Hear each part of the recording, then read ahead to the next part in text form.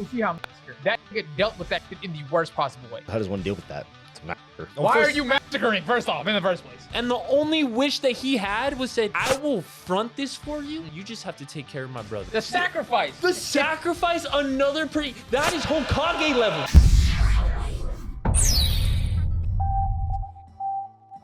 Hey, man, Sam, welcome back to another episode of Got Here Podcast. I'm your host, Shmeet. To my left, we got Brother Jack. Yo. To my right, we got Brother Zeke. And to the farthest right, Brother Kane could not join us today. Unfortunately.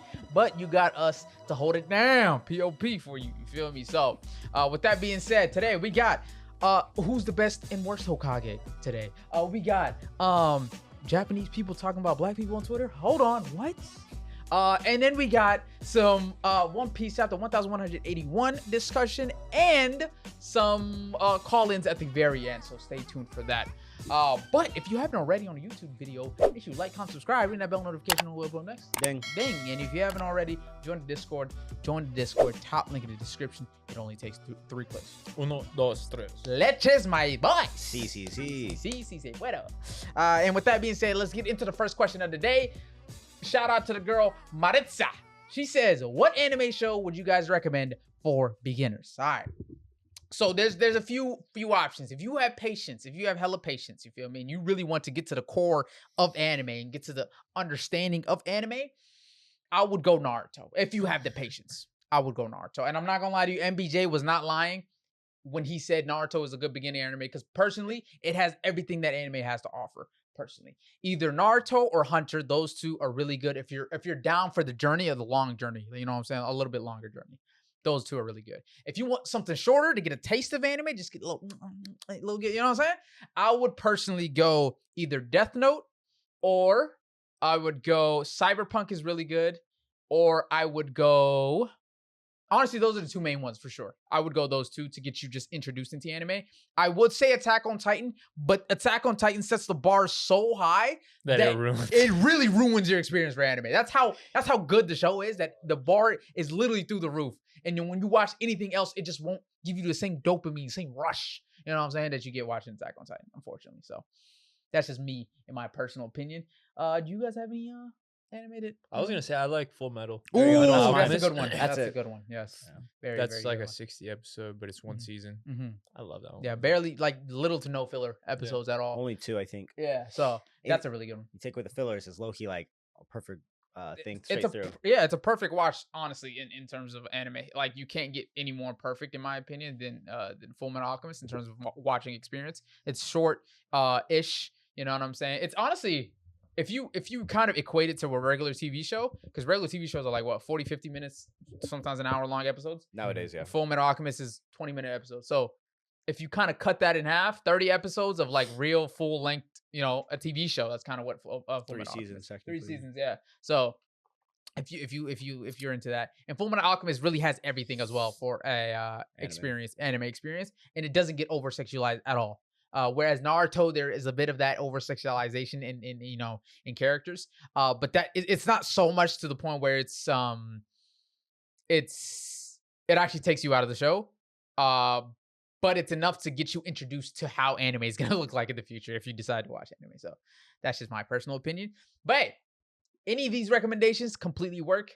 If something that I personally would recommend, if you not necessarily an anime, but animation that kind of gets recommended, kind of like an anime, Avatar: The Last Airbender. That's that. You know what I'm saying? That one's a banger. You can't get it wrong with Avatar: The Last Airbender. Also, in my opinion, Arcane. Arcane is in my opinion, some of the most well-crafted storytelling and animation I've ever seen combined together in one TV show is Arcane. Like, the bar in Arcane and the music and everything together, phenomenal, terrific. Honestly, it's so good to the point where I honestly put it in contention with Avatar: The Last Airbender, but Avatar edges it out slightly for me personally. So that's that. But if you liked any of those recommendations, you know what I'm saying, there you go. If not, let us know what you guys think in the comment section below. Okay. Next question is, who's a deuteragonist? That means the second main lead. Who's thank you. Yeah, who's a deuteragonist that would be a great protagonist? Scar. Ooh, wait. See, Well, that's like the, he is right. that's the Like, thing with Full Metal Alchemist. Like, it's really, because he ends up helping, right? Like, yeah. But he's not the second though. It's like, see, second that's is the like thing. Zoro. I don't. Yeah, it's like Zoro or Oh. Sasuke. Killua. But Killua. It's That like, could be but like- it's very difficult to say in Full Metal Alchemist who it could be. Maybe Because the main- Edward or maybe Alphonse. But it's like that. He's also kind of like the main. Yeah. You know, so it's kind of difficult. damn. But Okay, I see what you Scar, mean. I see what wouldn't you be mad mean. at. that. Because that's a whole thing you could dive Yes, into. that's a whole plot line right there. Personally, Deuteragonist, that's a good one. Is JJK technically Itadori? Because it's technically Yeah. Yuta. Yeah, Sukuna, or would it be Sukuna or would it be Oh, Gojo? see, like, Well, because Or sorry, Megami. It would be Megami, right? Yeah. Well, because is Yuta technically the main protagonist? Oh no. You know what I'm trying to say? Oh, well, Yuta was supposed to be. Oh, my bad. That's what I was supposed to but say. it ended up being Yuji, Okay, unfortunately. Yuta would be a fire one. Dude. Damn, Megami, I don't think would be that interesting. That'd be man. interesting. So, this. Okay, I'm gonna say Killua. I think the best answer for this is Killua. Killua is a phenomenal deuteragonist. Personally, I think there's more nuance and more entertainment value in Killua than there is in Gon. Personally, you know what I'm saying? I think Gon is so face value, so he's easily read. He's not like, there's not much complexity with him in terms of his character, but that's the beauty in his character, in my opinion, that someone so innocent and so pure and so like what's the word, naive, can turn into what he turned into. mhm. I think that's a fire kind of concept on that. Uh-huh. But I think Killua has so much more nuance and so much more layers to him that you can dive into. And personally, I think that would be a perfect deuteragonist. That's Killua's dog. Yeah. Who else? I can't think of any really. Let me think. What other peak shows are there? For a number like a second lead. Second lead. Would you Zuko be the Dude, that's deuteragonist, what I right? literally was gonna say that, Yeah. right? But I was Yeah. like, but you I kind don't of do know. all see Already a lot of see- his. You already Yeah. see a lot of his, yeah. But I do like the comic where Zuko goes to find his mom Yeah. with Azula. I See? think that would be an amazing watch to see animated. Personally, that would be fire, dude. Seeing Azula and Zuko both go at it looking for their mom, and then finding out what actually happened to the mom, and that mom is not actually dead. Oh Uh-huh. my god, so That gas! shit's It's so crazy. gas! It's so gas! So personally, I think That's I a good think one. yeah, That's I a think good one. Zuko would be a good one if he's considered a deuteragonist. I don't know if he is. Who's a number 2? Who's number 2? I don't think Zoro's would be very interesting because his Really? backstory wasn't that interesting, honestly. I just feel like who he is as a character, as like a samurai. It's kind of Yeah. like Mandalorian. Okay. You could see him being a bounty hunter going Okay. around. Oh, of like his exploits of the East Blue, right? First, Yeah, Was that like East as a Blue? pirate hunter. Was it East Blue or West Blue? East Blue, right? East Blue. Of his exploits in the East Blue as a pirate hunter before he joined Luffy. Yeah, I like I that. think. I like that. I like that. Yeah. Yeah, that's not bad. L. Oh, I like that. That's a great one. I like That's that. A Oh great my one. God, oh my God. Because You know how what? did he even get in that? I was about to say, good fucking shout. That's a good one. I like that. Good one. shout. That's a great. You know why that's oh my phenomenal? Goodness. Because there's already a TV show similar to that. And dude, you don't get much of his like. At You all. get a fucking Sliver. minute detail Yes. of his background. exactly. You don't know how he actually came up and Yeah. how he became the number 2, number 3, and or number 1, number 2, and number 3 detective in the world. You know what Yeah. I'm saying? There's already a That's show a like good that. one. Mhm. It's called Detective Conan or Case Uh-huh. Closed, where each episode is a different case that they solve. Mhm. You know what I'm saying?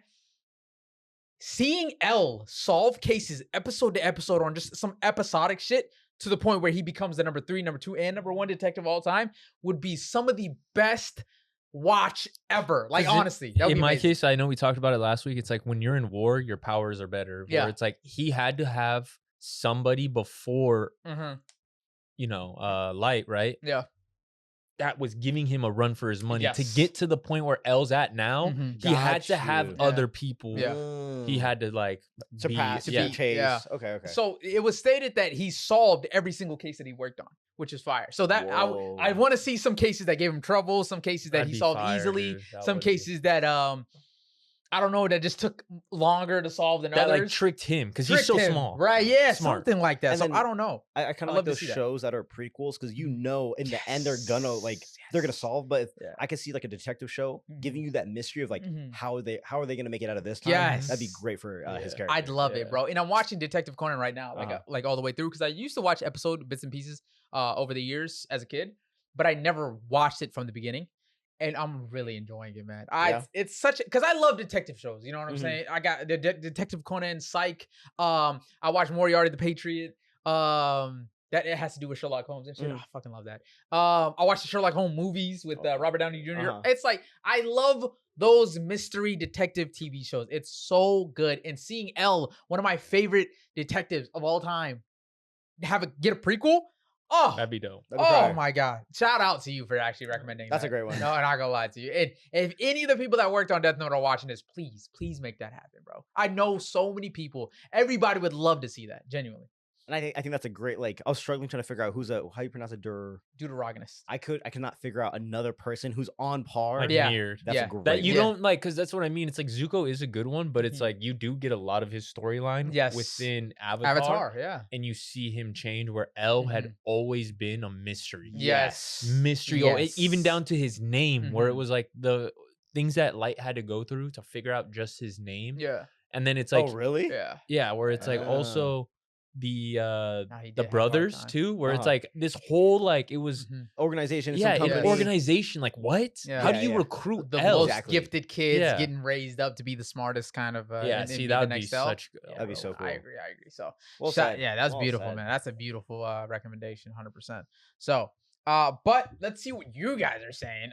You guys are saying, let's see. Bungo straight. Those are the. These are some of the chat's recommendations for a good first anime to watch. Vox Machina. Oh, that's a good question, Corey. Please retype that question right now so I can read it right now. I'm gonna read it right now. It's fire. Mob Psycho, One Punch Man, those are really good first watches as well. Akudame Drive is a really good one. Quick, and it's a pretty interesting concept. Oh my god, I completely forgot Psychopaths. Psychopaths is another detective kind of esque show, but it revolves around a perfect civilization to where people point the detectives point a gun at you, and it shows your crime coefficient, which is a number that dictates what your mental state is at, and if you would commit a crime later in the future. And it kind of predicts that based off of like a bunch of scientific algorithms and whatnot. And it basically stops you from becoming a criminal before you are actually a criminal. And then it gets to a point where it's like our main characters are detectives, but they themselves doubt the system, and they kind of have to maneuver around it with their morals and beliefs, not agreeing and aligning with the system. It's beautiful, man. Psychopaths is a phenomenal first watch, and it's a beautiful detective anime if you haven't watched it. I like concepts like that, like the Minority Report. Right. And then isn't there a recent movie with Chris Pratt, same concept a little bit, I think I've proving heard your of it. innocence. Yes, I do. I think I was planning on watching that one too, and I just never got around to it. Oh man, I need to watch that. Okay. Let's see. Man, I rewatched Land of Waves arc recently, and Zabuza is such a good villain, man. Honestly, that Land of Waves arc is such a great introduction to the first like series Naruto arc. Personally, it's an amazing arc. Mob Psycho, One Punch Man, yes, those are great. Zabuza, probably the best first villain in manga. Ooh, that's a hot take right there. But I do agree he's a great villain. Cyberpunk is a really good one. I love that question. Vox Machina. I haven't watched Vox Machina. I do need to watch Vox Machina though. God Eater, haven't watched that. 91 Days have. That shit's pretty good. Orient, I haven't watched that. Scarlet Nexus, no. Erase is a really good first one too. And Psychopaths, yes. Bungo Stray Dogs, I did enjoy watching Bungo Stray Dogs, but like it took so long to get a new season that I just forgot everything and I just never picked it back up. Genos, Genos watching Genos as a Deuterogonist would be a really good watch. I'm not gonna lie. Uryu, I'm not a fan of Uryu all that much in Bleach personally.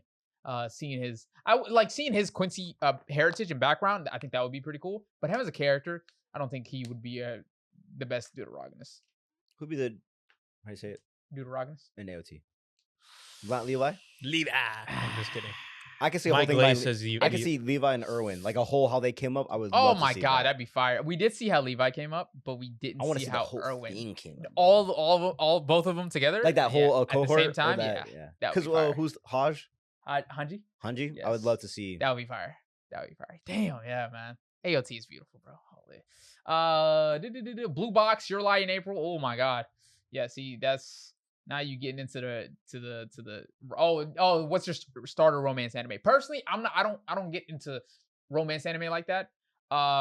Because for me, I'll probably enjoy it. Like it depends on if it's a good romance anime, I'll probably enjoy it, but that's not something that I'm looking to watch personally. I like stories. You're not the audience for that. Yeah, that's not my, cup of tea personally, but I know I can enjoy it if I do watch it. It's just I like my stories to have such a wide range of like emotions, and it's in concepts. When a romance anime has something like sci-fi or something like science into it, is just something with the romance, I love it. Like what's that one that we watched? For you, forever you I loved before, and to you the one I loved before, something like that. It's like two movies that have alternate timelines. That movie was good because it had like sci-fi attached to it and whatnot. It was beautiful. You feel me? I loved it. So I definitely probably would like a lot of romance anime. I just won't go out of my way to watch it unless someone recommends it to me and tells me to watch it, and then I check it out. But yeah, no, I'm not saying romance anime is bad in the slightest. It's just I personally, that's not what I look for personally. Black Clover, valid depending on because his background, we don't know his, well technically we do now know his background. I just don't like those type of characters personally. No, fair. That is fair. They are pretty like one-dimensional and bland. Bland and talented. Like it's like, yes, it's kind of like they would accomplish everything easily in my opinion. With a snap of a finger. Fair. Exactly. And plus we already kind of got how he grew up. We didn't really, so that makes sense here. Personally. Yeah. Because his development typically comes out of nowhere. Yeah, no, he's literally just so talented that he just unlocks every ability immediately, which is insane. Monster is a really good one. Monster is a really good first watch. It's a bit long, 80-ish episodes, I think, or 90. In the second half or the last third of it is kind of dragged a little bit, but I still did really enjoy it. Kai from Card Fight Vanguard. I haven't watched that one yet, but it is on my to watch list for sure. Your Lie in April is crazy because you know what's gonna happen, but still can't believe it. It's just I some of those that are really, really sad, I just haven't gotten around to because I don't want to be in a sad state. I try to do that because I didn't know what Berserk, had. And then I watched Berserk and that shit made me like genuinely not depressed. I don't want to say depressed. Depressed is a strong word, but like it made me sad for a while. And I was like, damn, I can't. I don't feel like doing anything after I watched that. You know what I'm saying? Shit fucked me up. But I was gonna say something, but that's fine. Okay. I'd follow Mihawk in Shanks' story or Garp and Roger, especially Garp. I feel like there's a lot of characters in One Piece. Yes. I feel like you could just open up a story and get their own spinoffs. 100%. Any right hand man, I feel like you could. Yes. Story of Garp and Roger too. I'd love that. Or the greatest. Never mind. Yeah. Oh, spoiler? I was gonna say something, but I feel like that would be a spoiler. Oh, okay. You're lying. Okay. Levi OT and Trunks DBZ have a solid side stories. Gurren Lagann is already kind of Deuterogonist story. It literally, it is. Gurren Lagann is literally a Deuterogonist story. It's like the main character is the one that the Deuterogonist is the one that the main character looks up to, and like the whole beginning of the show or half of the show is that guy that he looks up to. It's like his show, Loki. Okay. Yeah, it's like imagine if Gojo. Yeah, imagine if Gojo was the kind of center point or focus of the plot for the most part, and you kind of see how he thinks all the time or what he feels woo, and less of Yuji. That's how it would be. Okay. And I have a hot take on Gurren Lagann, but I'm not gonna say that right now because I'm not finished with it. So I'm gonna finish it and then I'll say it. Code Geass. Yes, Code Geass is a good first watch too. Personally, a bit overrated, but I like it. The ending is probably one of the best endings of all anime. Okay. Corey asks, would you rather be the cameraman for Attack on Titan, DBZ, Invincible, or Fire Force? Yo. Bro, fucking Invincible? How? That would be kind of crazy. Yo, nah, bro. Oh, well, technically, the cameraman never dies. So yeah, I was trying to think. I think it'd be pretty cool to... DBZ would be insane, bro. DBZ was... Yeah, no, what the fuck? You're out here in space half the time, or the planet's getting destroyed. It's insane. Yeah, leave me away from DBZ. I ain't gonna lie, bro. Seeing Levi chop up Zeke real quick. In 4K? Yeah. In person? Hell yeah, bro. That'd be cool. Yeah. Would you imagine if you get trained how to use the ODM gear? And you have meta glasses? And then you fucking follow it around with meta? Oh my god, that'd be peak, bro. That'd be actually peak. Or like seeing Mikasa go after Annie. Was it? Ooh, It's yeah. Oh my And God, she was yes. like, it's either you're gonna choose her or the Bitch, I'm about to kill. I think it'd be Yes. fun in AOT. Yes, Yeah. it'd be hella It'd fire. be in alright. It'd be AOT. roller coaster. It's crazy to think from season 1. Yeah. While I was watching episode 7, I was just like, it's crazy how far we've come from season 1 Mhm. in terms of power scaling. Yes. Yeah. It's the power scaling is so wonk. In my I've personal heard of the opinion. show in general. It's kind of bad. It's pretty bad. But to see what they're doing now is kind of crazy. And I heard we're not even halfway, so I just can't even imagine who else we're gonna see Yeah. and what's gonna come. I for the think we show. just got to the halfway point. Okay. Just recently. With this final with this chapter with this arc season. Sorry. Yusuf says, love the pod, BT Dubs. Yo, we love you. We love you. Big Soph says, starter romance for me is, so this is Sophia's recommendation. I have no idea because I haven't watched majority of romance anime. So this is what Soph says. Soph says, starter anime for me, or starter romance anime for me is Fruits Basket.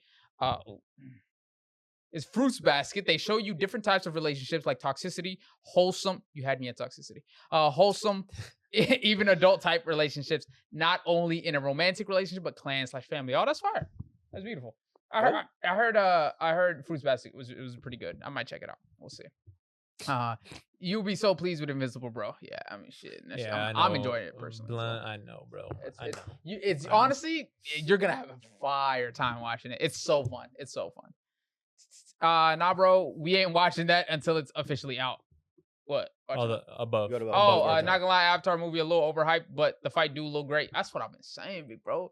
That's what I've been saying, Gilbert. It's cool. We can't talk about it though. We can't talk about it. Go to Discord. Go to Discord. Yeah, go to Discord.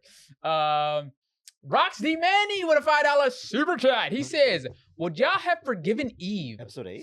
The most recent one. Oh. Have you watched it? No. What happened? So Oh, this is Invincible? yeah. Oh shit. Okay. No, you're good. Well, No, you're good. Okay. It's nothing Did that she- matters to the main plot, I don't think. Oh, is it her secret? Yeah. Did she tell She told them. So, spoiler alert. for Invincible. episode 8 of the newest season of Invincible? Yes. She ends up having an abortion. Yeah. I've seen I've seen a lot of people split on this opinion, right? Personally, I can see where she's coming from in this instance, right? Mark is going out to fight the last Viltrumites alive. She doesn't know if he's gonna come back, right? I don't want to burden him because I know how Mark is, right? I don't want to burden him with the thought of, yo, I'm gonna have a child on the way before he leaves to fight, That's crazy. right? So it's like, fuck, do I tell him, before he goes to, get him out of his game when he's fighting, or do I keep it a secret to myself? Because he's not gonna want to leave, bro. You're right, exactly. He's not gonna want to leave. He's not gonna want to help him because when the world was in danger, a bunch of shit was happening around the world. Eve was in the hospital. He decided to stay next to Eve. He was like, I'm not gonna go fight your fucking war for you. Our planet is getting destroyed. I'm not gonna fight. I want to stay next to Eve. You can't do anything next to her. But even then, he said he wanted to stay. So imagine if she told him, I'm having a kid. I'm having your baby. It's gonna throw him off, and this is for the sake of the Yeah, universe. and he might not even go. He might just stay, and they would have fucking lost if he didn't go. So And then I see where she's coming from. and I also see that they're away for a long time. Yeah, She it was never months. knew. It was months. Yeah, it So was months. So I get where she's coming from. what was the question again? Would you forgive Eve? I would think Ooh, that last Forgive, comment. maybe, that forgets. hey, look at the last comment. Yeah, it's still hard. It's still hard. I know that would be a hard thing to take, but she should have told him she was going to have the abortion beforehand. You can't. Like I don't think she even knew that she wanted to have it until he just wasn't coming back. You know what I'm saying? And it was to a point where it's like I don't like. Do I keep it? Do I not? It's a hard situation. Why didn't she want it? she didn't know he was coming back. And Oh, that was the Oh. only reason. she was why. young. She wasn't like her Oh, okay. parents aren't supportive of their relationship. She's what 19. A lot of complications. A lot of complications. And her powers were gone. So like it's Her like powers were she didn't midlife have her crisis. powers. Yeah. Everything about her. She didn't have her powers, and the baby was the reason why she didn't have her powers. So it's like there's still 40 Viltrumites out in the world. They could come back at any moment in time. I was the only reason we beat the last Viltrumite that came here. So She was? yeah. Damn. So it's like, yo, what the fuck do we do? You know what I'm saying? And if I don't have my powers for 9 months and the world is in danger, and I'm the only one that has the power to protect us, do I get rid of the baby? You know? It's a hard situation. Invincible is a very Yes. real life show. Yeah. So it's honestly I can understand where she was coming from. she was put into a rock and a hard place. Personally, I don't even know what I would do in that situation. Personally, like it would be very fucking difficult. But since us knowing, hindsight, that the Viltrumites weren't going to be there in time for the baby to get born or not. Oh, plus, didn't she kill her mom after she was born? Like her birth killed her mom. So that could have happened to her too. That's true. So it's a lot of, you gotta weigh your options on this. Roxy Manny did have kind of a good thing where it's like, dude, Mark is a superhero. Those are the things you have to sacrifice to be a hero. Yes, I agree. Yeah. You can't fault her for choosing to do what she did. I was gonna say, not saying having like that is not something you have to be like you're signing yourself up for, but it's like being what he wants to be, as I know, is like something that is, there are many sacrifices, 100%. And he it's knows like, that. and having to save the universe is kind of one of those. What you kind of signed up for before you were with her, right? Yeah, but she knows him, and she probably knows that he wouldn't go if she told him. And that's why she didn't tell him either. So I get where she came from. And especially it's hard. These characters, they're young. Damn, bro. Yeah. These characters, she's a hero. She knew. Hero too. Yeah. She knew. So I get it. And use an example of last time when she was in the hospital, Mark wouldn't leave her side to help fight, this is crazy. The other Viltrumites that were on the planet. I like that though. It's like the very opposite. We finally get to see that side of a superhero. But so like the position that she was put in, very, very difficult position. Technically they put themselves in that position for sure. On the flip side though, for all the people that are, that were against it, I completely understand that too. Because it's like, you two knew they were doing dirty, like they were doing nasty, dirty things in that bedroom. You feel me? And Eve, I heard someone say this, shout out to ND Mangaka, she can spawn anything at will. Spawn some condoms, nigga. What are we doing? You know what I'm saying? It's like, we'll spawn some plan B. You feel me? Like, it's ridiculous what we're doing here. You feel me? So it's like, you knew the consequences and you still decided to go through with what you did. So 100% I agree. It was a little bit of blame to everybody, honestly. And it's just a shitty situation. And I think, again, that's why the show is so real, where it's like, again, young superheroes. Yes, 100%. They're young, they're growing up, they're naive. So like, they're more emotional. I agree. I like it's it. definitely something like more American. Yeah, that would definitely happen in real life. Anyway, it's something that would definitely happen. So save my girlfriend or the whole entire world. Yeah. Oh, I'll sit next to my girlfriend in the hospital when she's already getting treatment. Nothing I can do else here, but I'll say, like, come on, Mark. Nigga. Such a young thing to do. I like it.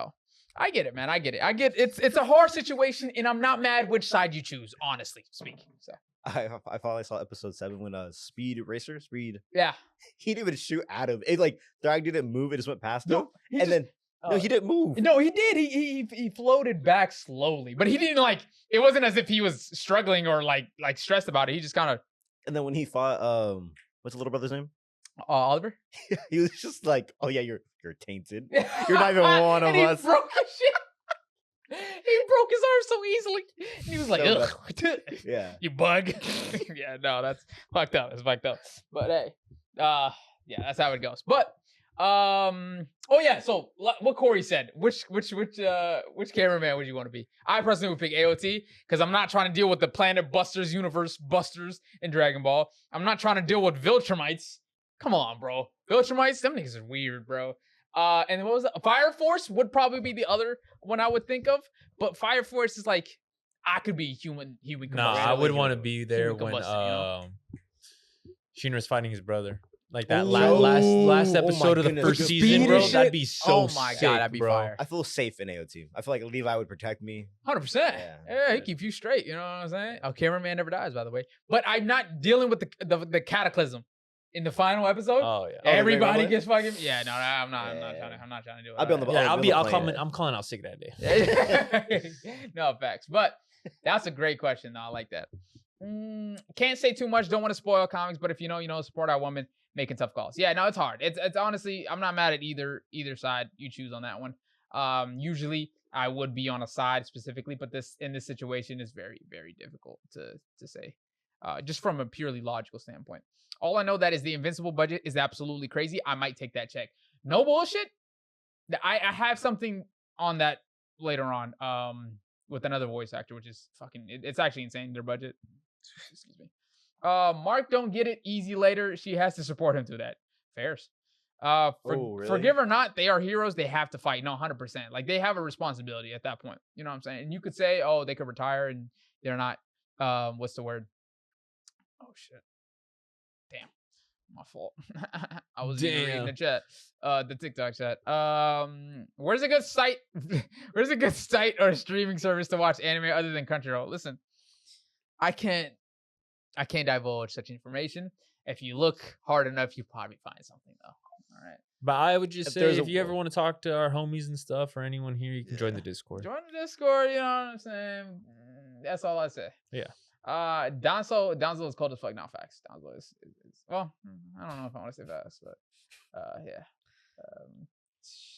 One Punch Man I think is the best for beginners. Yeah, One Punch Man is a really good beginner one. Shout out to Jello with a rose. You feel me? Always got to get the rose in. You know what I'm saying? Fire. Do you like more Aang or Korra? Okay. Aang. Hold on. Who do you like more, Aang or Korra? That's a hard, difficult question to ask. So if you're saying the characters, Aang. Wait. It's characters. Wait, what is difficult? What are we talking about? In what regard? What you? If you say the characters, easy Aang. You know what I'm saying? If you say the TV show, that's a bit more debatable. You know what I'm saying? My personal enjoyment. Now, which one is better? Personally, I loved the nuances in the villains that The Legend of Korra had. The Legend of Korra villains gave me so much enjoyment watching. Amon, you got Kuvira, you got Unalaq, you got Zahir. It's like all of them they bring such different mentalities to questioning Korra and really humbling Korra. That's true. To the point where it's like, yo, I've never seen an Avatar go through some shit like this. That's you know? And it was a beautiful story being told. And they were doing it on the fly, like season by season, which is insane. So, but to answer your question, both questions are Aang in the last Avatar. You know what I'm saying? Yeah, to be honest. But Korra, don't sleep on Korra. I'm not like one of those Korra haters, right? Or sorry, The Legend of Korra. You can hate Korra all you want. Yeah, Legend of Korra, the show, honestly, when I was watching it, I always saw the hate of Legend of Korra, and I always questioned, like, dude, why? Like, but it's her as the lead is what ruins it for everybody. 100%. But what she goes through, the fucking group she has is cool. Bolin, Mako, and everyone. Asami, all of them. It's dope. And it's just, don't go in thinking you're going to get Avatar The Last Airbender, which I did as a kid, and that's why I hated it, right? But don't hate the show. Don't hate The Legend of Korra because of Korra. You know, watch it in its entirety and then figure out your opinion based off that. But in my opinion, The Legend of Korra, the show is actually really good. Korra, I think, is a good person to showcase getting humbled. Like her and going through everything that she went through. It's the roller coaster up and down. I think it's a great representation of that, of being cocky, of being young. She needed to struggle with something. Yes, of being overzealous, of being an avatar when you're not needed in a world of peace. It's such a beautiful way of telling that story. So she got humbled many times. Yeah. So I think the storytelling in that is really good. Just Korra and her decisions and her decision making, horrendous. Like some of the worst decision making skills I've ever seen off of any human being. Period. Wouldn't you say that's like a reason to like her? Because it's like a show. They wrote a character so well that you could feel that emotion. I think that's a reason to like the writing of the show and the show itself. Yeah. But I don't think that's a reason to like Korra. Wait, that's the same. Is that not one and the same? I see what you're saying. I don't like the situations that she was put into. Yeah. I like. Yeah. The decision she made, yes. I did not I like. agree. Okay. I agree. In the case of Bolin and Mako, dude, that's season 1, brother. That's season 1, brother. Yeah. That's the kickoff of the show at that point. Yeah. Okay. And then her hating on airbending, bro, that's it. That was strike number 2. Dude, nah. Same concept with Mark. Like we get to see a character that's young, naive, and doing stuff we don't like, but we understand that like at this age, that's who you have to be humbled as. Yes, and if it was specific cases with Korra, I would completely understand. I would agree. But with Korra, no bullshit. She managed to choose the worst decision every single fucking time. I don't think she's ever chosen a single decision that was a good decision. Because after that, when she joined Torlock, right? Yeah. Unalaq, right? Dude, she literally like tried to shun Tenzin away. And her dad. Yeah, like both of them were like, dude, you guys don't know nothing. Yeah, like, nigga, fuck you, nigga. Unalaq is my real dad, nigga. Fuck you. Like, bro, what are we doing? What are we doing right now? And that's where that's strike number 3, brother. No, facts, bro. You got me fucked up. Like Tenzin too, bro. Yeah. Like, I don't know, bro. And your own father. You're choosing your uncle over your own father, the one that cared for you, the one that taught you everything that you. Like, come on. And the best part is they both were like, "Don't go." Yes. They both said, "Don't go," and she still went. Yeah. And then, like you said, gets humbled, which is something that is the show, like something that you realize in real life. You know, you get humbled all the time, but it's like, I don't know. But even before that, season 1 with Amon, she's like, no, fuck that shit, Amon. Meet me at this location, bitch. On TV. She goes there. No one shows up. Honestly, one of the greatest kidnap scenes I've ever seen in my life. That shit was scary as fuck. Really? Shit. Like, when she was through the it was an island. They launched a tether to her feet and it pulled her into a dark room. Oh yeah. And then she firebended, and all you see is the eyes of the resistance of like not the resistance. What are they called? They're called like the Mon. No, I think the resistance, the rebels, some shit like that, right? The you saw the eyes of those all people, the masks of the green masks. All these different dudes' eyes, all surrounding her, and she's like, ah, shit, you know what I'm saying? And then she gets bound up, and she's trying to fight, and then she gets bound up, and then Amon comes out. It's one of the most scariest scenes ever. But like, she did that, and then she proceeded to shit on Tenzin again the next season, and then shit on Tenzin again the season after that, and then shit on Tenzin. She shat on this nigga the whole show. And mind you, this guy took the Red Lotus 3v1. 3v1 until he got jumped by the 4th, and then he got like, all right, come on, guys, guys, come on, we can't do this, come on, bro. So he was able to handle with 3 Red Lotus members by himself until the 4th one came. So. I'm sorry, dude. The behind the back, like, that thing he does. Oh, I'm sorry. God. That's an Aang special hard. right there. Like, you can see it with Tenzin. You're like, damn, bro. That looked like an Aang special. That was an Aang special. But yeah, it's like she shat on this nigga the whole show, and he's the son of the Avatar that got taught the ways of the Avatar so that he could teach the next Avatar. And to shit on him the whole show is like, come on, what are you fucking doing, bro? Like, I get it. One season, sure, development. 2 seasons. I don't like it, but sure, even more development. You're pushing it. 3 and 4, my nigga, do you not learn? Like, do you actually learn? That's true. You know, so it gets to a point. But with, like, I get it. Her being like that made it such really good storytelling for the whole show as an entirety. But for her, it just got to a point where it's just fucking annoying, personally. What were you gonna say? I was gonna say none. No, yeah, I liked her. I liked the story because it was what Amon. Unalaq, Zahir. But then even the side story of Amon or Juan, Avatar 1, the dad of Amani. No, what's her name? Noah Talk. Oh, not Noah Talk. You're talking about the girl in the group. Asami. Asami. Remember her dad? Yeah. When it was all the cars he was making, and then he had a side. Right. He was working with Amon. No, who's the Varric? Yes. Julie, do the thing. I love that. I love that so much. But that's my 2 cents on Avatar and Korra. Julie, do the thing. Really? Okay. Let's continue. Flame Alchemist says that we'll talk about that. It's not good. If Tenzin wasn't Aang's son, he would have been amazing in Avatar.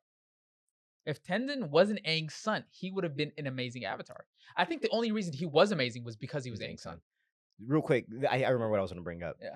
You know how we're talking about the Avatar edits? It's the one I think he reposted on TikTok. Mm-hmm. It's the Love Me, but it's the kids of Aang and Tara. Oh my God. And it's their trials, their conflict as kids and growing up. Yes. The Love Me and what they're all talking about their parents. So good. Tenzin, you were the favorite. Yeah, he's like, what do you mean? You were his little precious airbender. Riding on back with air bisons with dad. Yeah, dad loved all of us equally. He's like, they were like, you don't understand because dad loved you so much. You're the airbender. He's like, that's not what it's about. This is always what it's been about. And then you see their own individual thought processes of how it went down and everything. And then you see Bumi talking to Aang's statue. Oh my goodness. Sorry, Dad, I couldn't be. Sorry, Dad, I couldn't be the airbender you wanted. And then Kaya comes out and she's like, Bumi, he loved you too, bro. Like, chill. And then Tenzin comes out. I'm trying to be trying to do things differently like that. And she's like, no, that's the problem. You're just like him, having all these responsibilities, and then versus like being here with your family. Yeah. Oh, beautiful, man. Dude. It's honestly like, very dude, that's Korra right there. And that was making me smile right there. Like, so to shit on Korra is to shit on Avatar: The Last Airbender. Personally, that's in my opinion. If you don't like The Legend of Korra, you don't like Avatar: The Last Airbender, because it literally dives deeper into all the themes that Avatar did, and all the characters and how they grew up, really, honestly, and how they treated the people in their lives. And this is the ramifications of that right now. And then same, we could look at Lin and what's her sister's name? Sue. And seeing how Toph's parenting affected them differently. Oh, and she even comes like, I know I wasn't the best mom. Dude, like, what? Beautiful, man. What? Beautiful. So Toph being humbled? What? You're telling me Toph was humbled? That's crazy. Beautiful, man. So, I mean, personally, man, it's so beautiful to see all of the different emotions in The Legend of Korra. And if you can't see that, and if you're so blinded to be, oh, it's not Aang, it's not Avatar: The Last Airbender, you just don't know ball. That's as simple as that. You know, some people know ball and some people don't.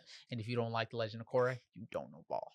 I'm not gonna lie, one thing that she did go through that Aang didn't go through is that she really did lose all of the avatars. Yes. To where when you look back at Avatar: The Last Airbender, when he is supposed to learn firebending, right? He goes to, I forgot his name, but he goes to John, right? Yeah. And he's like, no, like fire's unstable. You need like to be careful. Yeah. Boom. And then it's Roku comes in and he's like, teach that nigga, boy. He said, no, he said, you'll teach me. Yeah. Yes. Oh, yes. Right? Because then they're all I've always learned, you'll teach me again. Yeah. And dude, that's why it's like, damn, bro, like Aang really did. Because then when he fought Ozai, right? And then he got hit. Yeah. Bro, you see the line of all the avatars. Okay, so that's all of the power, right? So we're in my head, Korra in any case, bro, didn't have the power 100%. or the help of the past avatars, same way which is detrimental, I think, to 100%. being an avatar. And she did have to find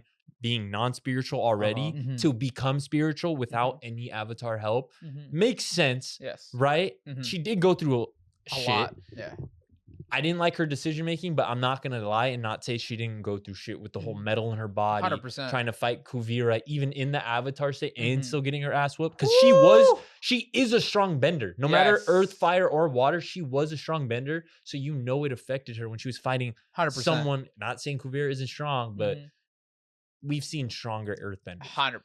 Especially like with Toph and all that. Yeah, I agree. And with metal bending as well. So I agree. It's especially the first season. The first season I can completely understand with some of the mistakes that she made. Because for one, like you said, she didn't have any of the previous avatars to pull from because she wasn't spiritually inclined. You know, there's nothing she could do about that. Yeah. And I loved how they did the first season so much because she was getting like flashbacks as she was like trying to meditate. When she was in the box, when Amon kidnapped her, she was trying to connect with Aang. She kept trying and trying. And then she would see different parts of Aang's life with Amon's dad. Yeah. You know, and how like he had to deal with that. Cajon or whatever. Yeah. Because that's when we saw Yacon.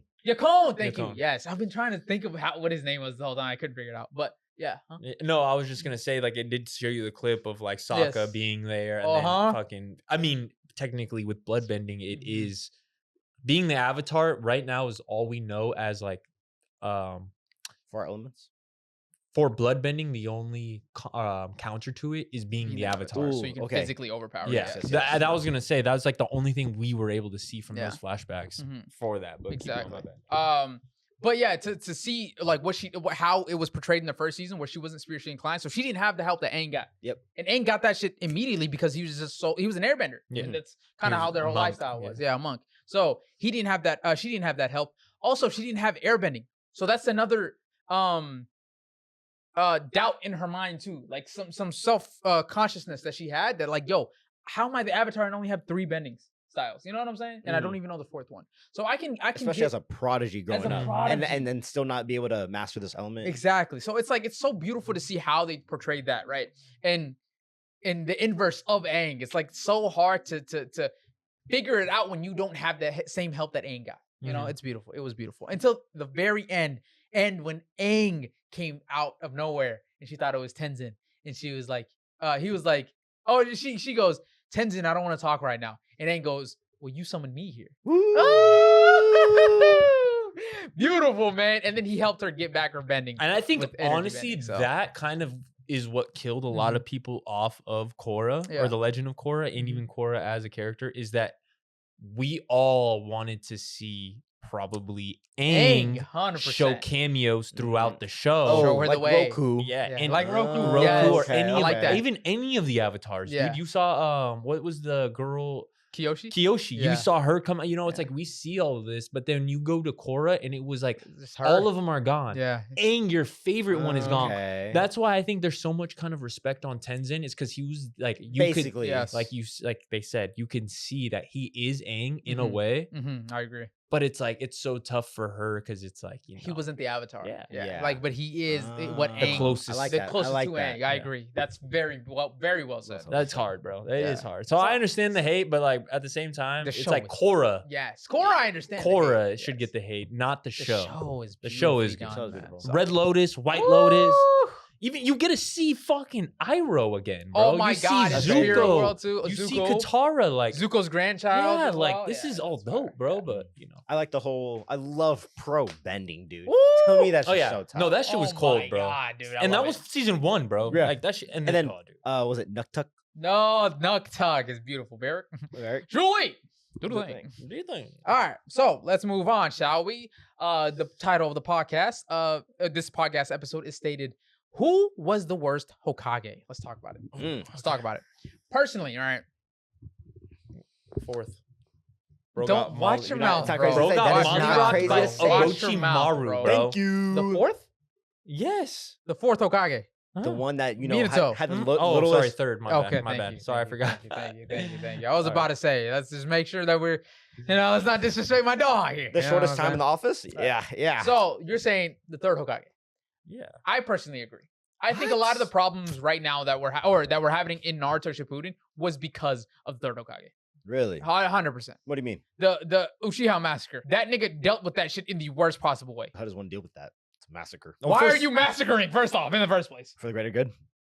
And yeah, the greater good caused the whole war. Just because I do an evil act does not make me evil nor bad. Oh, well, I agree. I Hey, agree. remember pain. Remember, No, I might be the enemy in your eyes, but Yeah. who doesn't say you're the enemy in mine? fair. Talk to him. Fair. I'm not saying he's evil, but I am saying he was a bad Hokage with the decisions he made, like Korra. Just like Korra. Like I you second that. You said that Korra makes dumb, stupid decisions. Woo woo.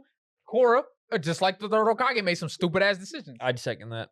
Okay. And then also, including with the decisions, the stupid decisions that he made, the Uchiha massacre for one. For two, He really did let Orochimaru run dude, around. he Bro. could have taken in Orochimaru. Him and his Ambu Black Ops caught him lacking in a warehouse.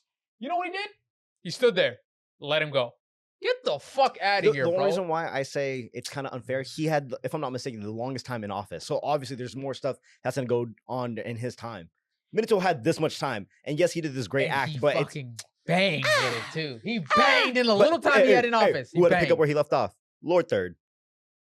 And he still fucking bullshitted, bro. Just saying, bro. He still did some Time out. stupid No one ass else had to decisions. step up. They brought him Who back. was Minato fighting? Ooh. Who was Minato fighting? If it was time, so I'm gonna hard find that for third because it was Orochimaru, Mhm. who was the fourth fighting when he Facts. sealed? Go ahead. When he sealed? Mhm. Oh, the Ninetales. In Obito, right? And Obito, yeah. Right? Yeah. All I'm saying is third ain't got no excuse. No bro. fucking excuse, No bro. excuse to be like, oh, he was my student. Yes. This and that. Dude, Yes. it don't Well, matter. he didn't know he was Look a what student at the Minato did. Well, No questions he did it- asked. he did it- Sealed. He did it in Sure. the fourth grade Ninja War too. That's different. What? That He- just goes to show you that if he did know, he would have stayed 10 toes and he would have handled that shit. That's true. You know what I'm saying? That's true. My point being, right? So with the third Hokage, the Uchiha massacre, he let that bitch slide. Mind you, he saw what the fourth did and still didn't succeed with Orochimaru and killing Exactly. him. So the Uchiha massacre, he let that bitch slide. Orochimaru, he let that bitch slide. Naruto, if Naruto wasn't who Naruto was, he could have easily took that Ninetales, ran away, and became a bad guy easily with how they were treating this nigga. Right? Yes. And as the Hokage, it's your duty to make sure everybody in the village is doing straight as family. You feel me? And this nigga, Lord Thord, Threw made him in a corner. Naruto's life a living hell. Character development. Bro He didn't even knew- give him This cash to nigga get said he knew. nude Crazy. off. Crazy. And then on top of that, Sasuke. The nigga legit could have made Sasuke's life a lot easier after the Uchiha massacre. He really didn't. He really didn't. I'm telling you, I'm pretty sure he had like crazy Sharingan, saw into the future. It was like, if I just give handouts to reach Doomsday. If I give handouts, Boruto, they become like Boruto. They'd be like, I'd rather take Boruto over what the fucking Sasuke became, nigga. Really? Yes, bro. He almost goddamn took over the whole world after the fourth grade. Bro, mind you, no, that's a great accomplishment. Mind you, if it wasn't for Itachi, like, mind you, third would have fucking probably died, bro. No, sorry, I didn't mean to say it on TikTok. But dude, he probably would have been grits with the coup that was going to be happening. Yes, bro. So the only reason it didn't happen was because of a Anbu Black Ops that was willing to take it for the team. Mind you, this is his whole lineage, bro. And the only wish that he had was said, I will front this for you. You just have to take care of my brother. Exactly. Oh my God. The sacrifice. The sacrifice, that is Hokage level. That's why we say it's Hokage level. He should have been the Hokage. You know what I'm saying? That is Hokage level, like, sacrifice, bro. 100%. That's what we wanted from the Lord Third. And I'm not yelling at you. You know. That's what we wanted from Lord Third. He never did that. And then, right, Itachi. If Itachi wasn't around, if Itachi didn't do the thing that he did, the Lord Third would have let the fucking coup d'etat happen, and he would have fought with the Uchiha, and then all of the Leaf Village would have been at war, which then would have gave the other nations a chance to invade. That man would have been the worst Hokage easily at that point. So easily it goes to the Lord Third is easily the worst Hokage. You over Tsunade? Yes, Tsunade did more. Tsunade didn't have she couldn't do anything about pain. And she was Kakashi couldn't even do anything about pain. She was kind of practically thrown into that position. Exactly. Let's be for real. The strongest niggas from the Leaf Village could not do anything against pain.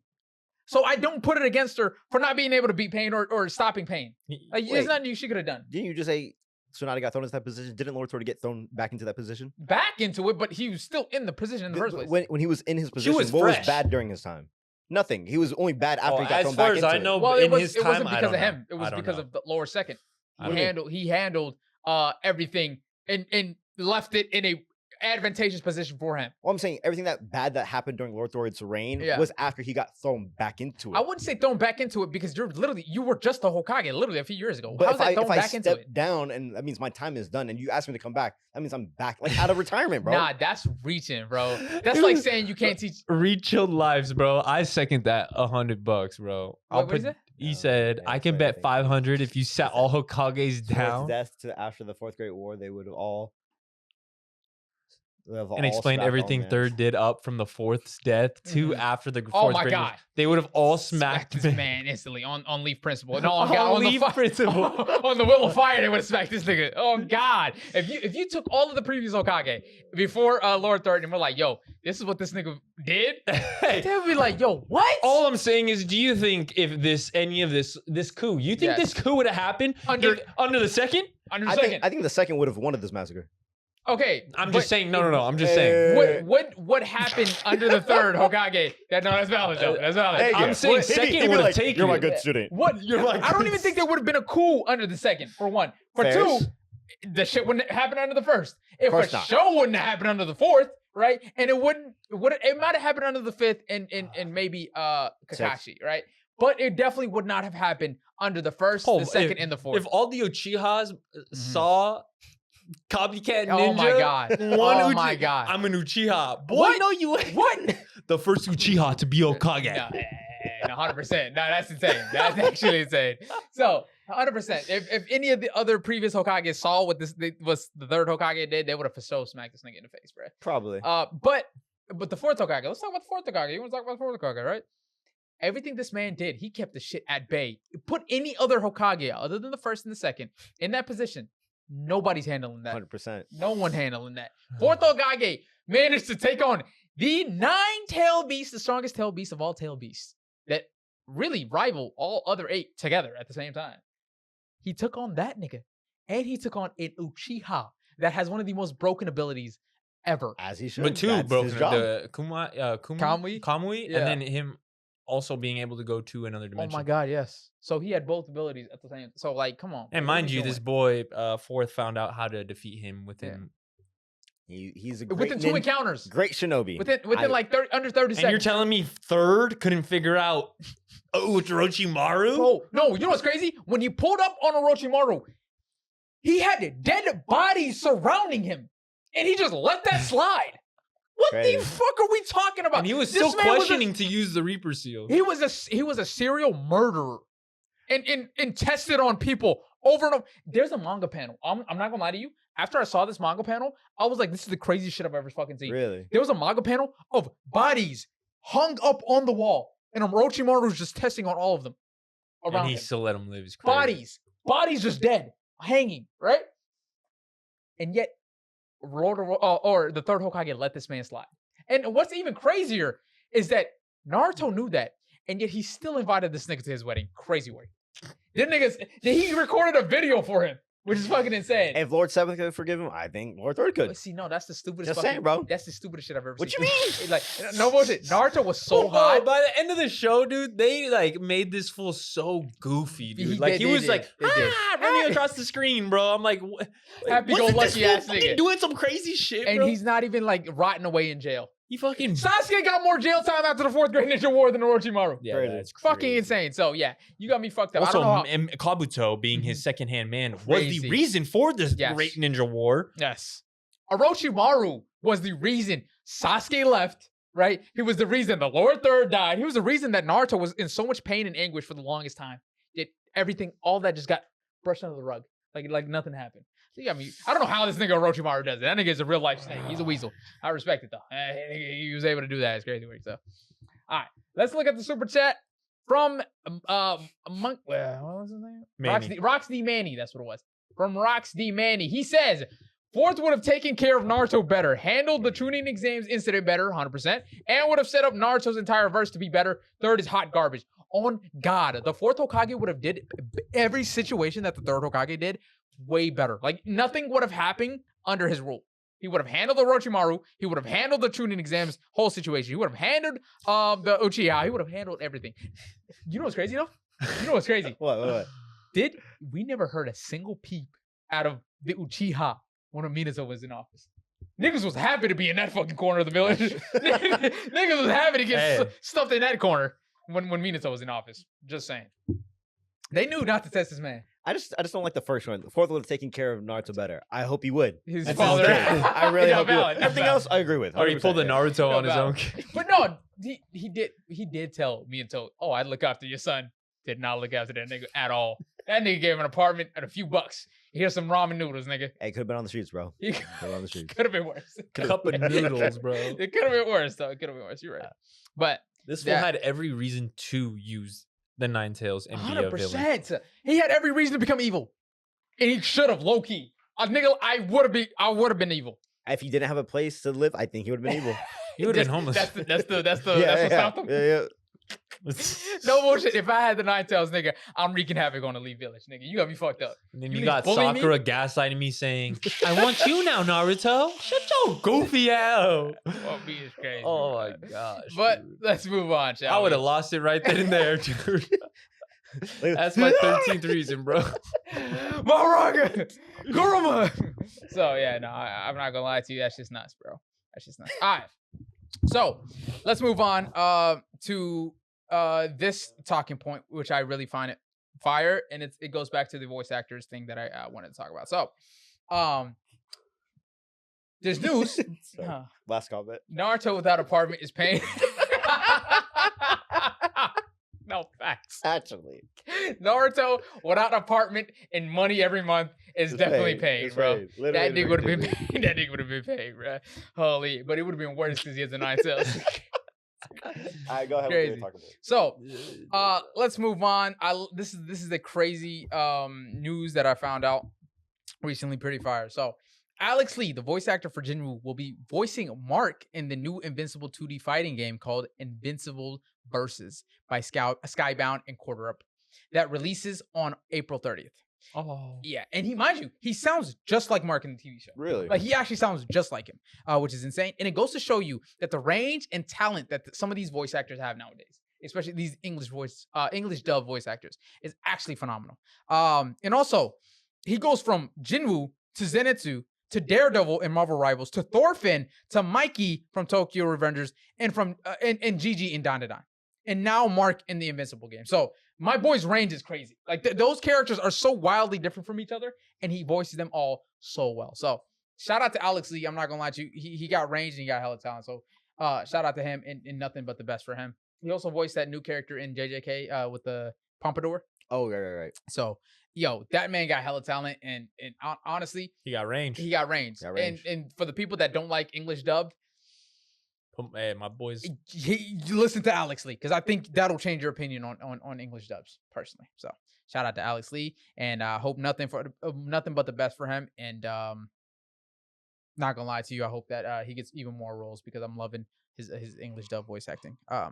And it seems like he's getting every single new role that comes out, any anime that comes out, he's getting a lead role in that. So shout out to him. But that goes to my next point. Alex Lee is not a audio. Shout out to you. Oos. Hey yo. Well, making sure they can hear you. Oh, how's it going? How's the audio? Wait, after you're saying it's back, like you want me to test it? No, I don't want you to do that. My fault. Yeah.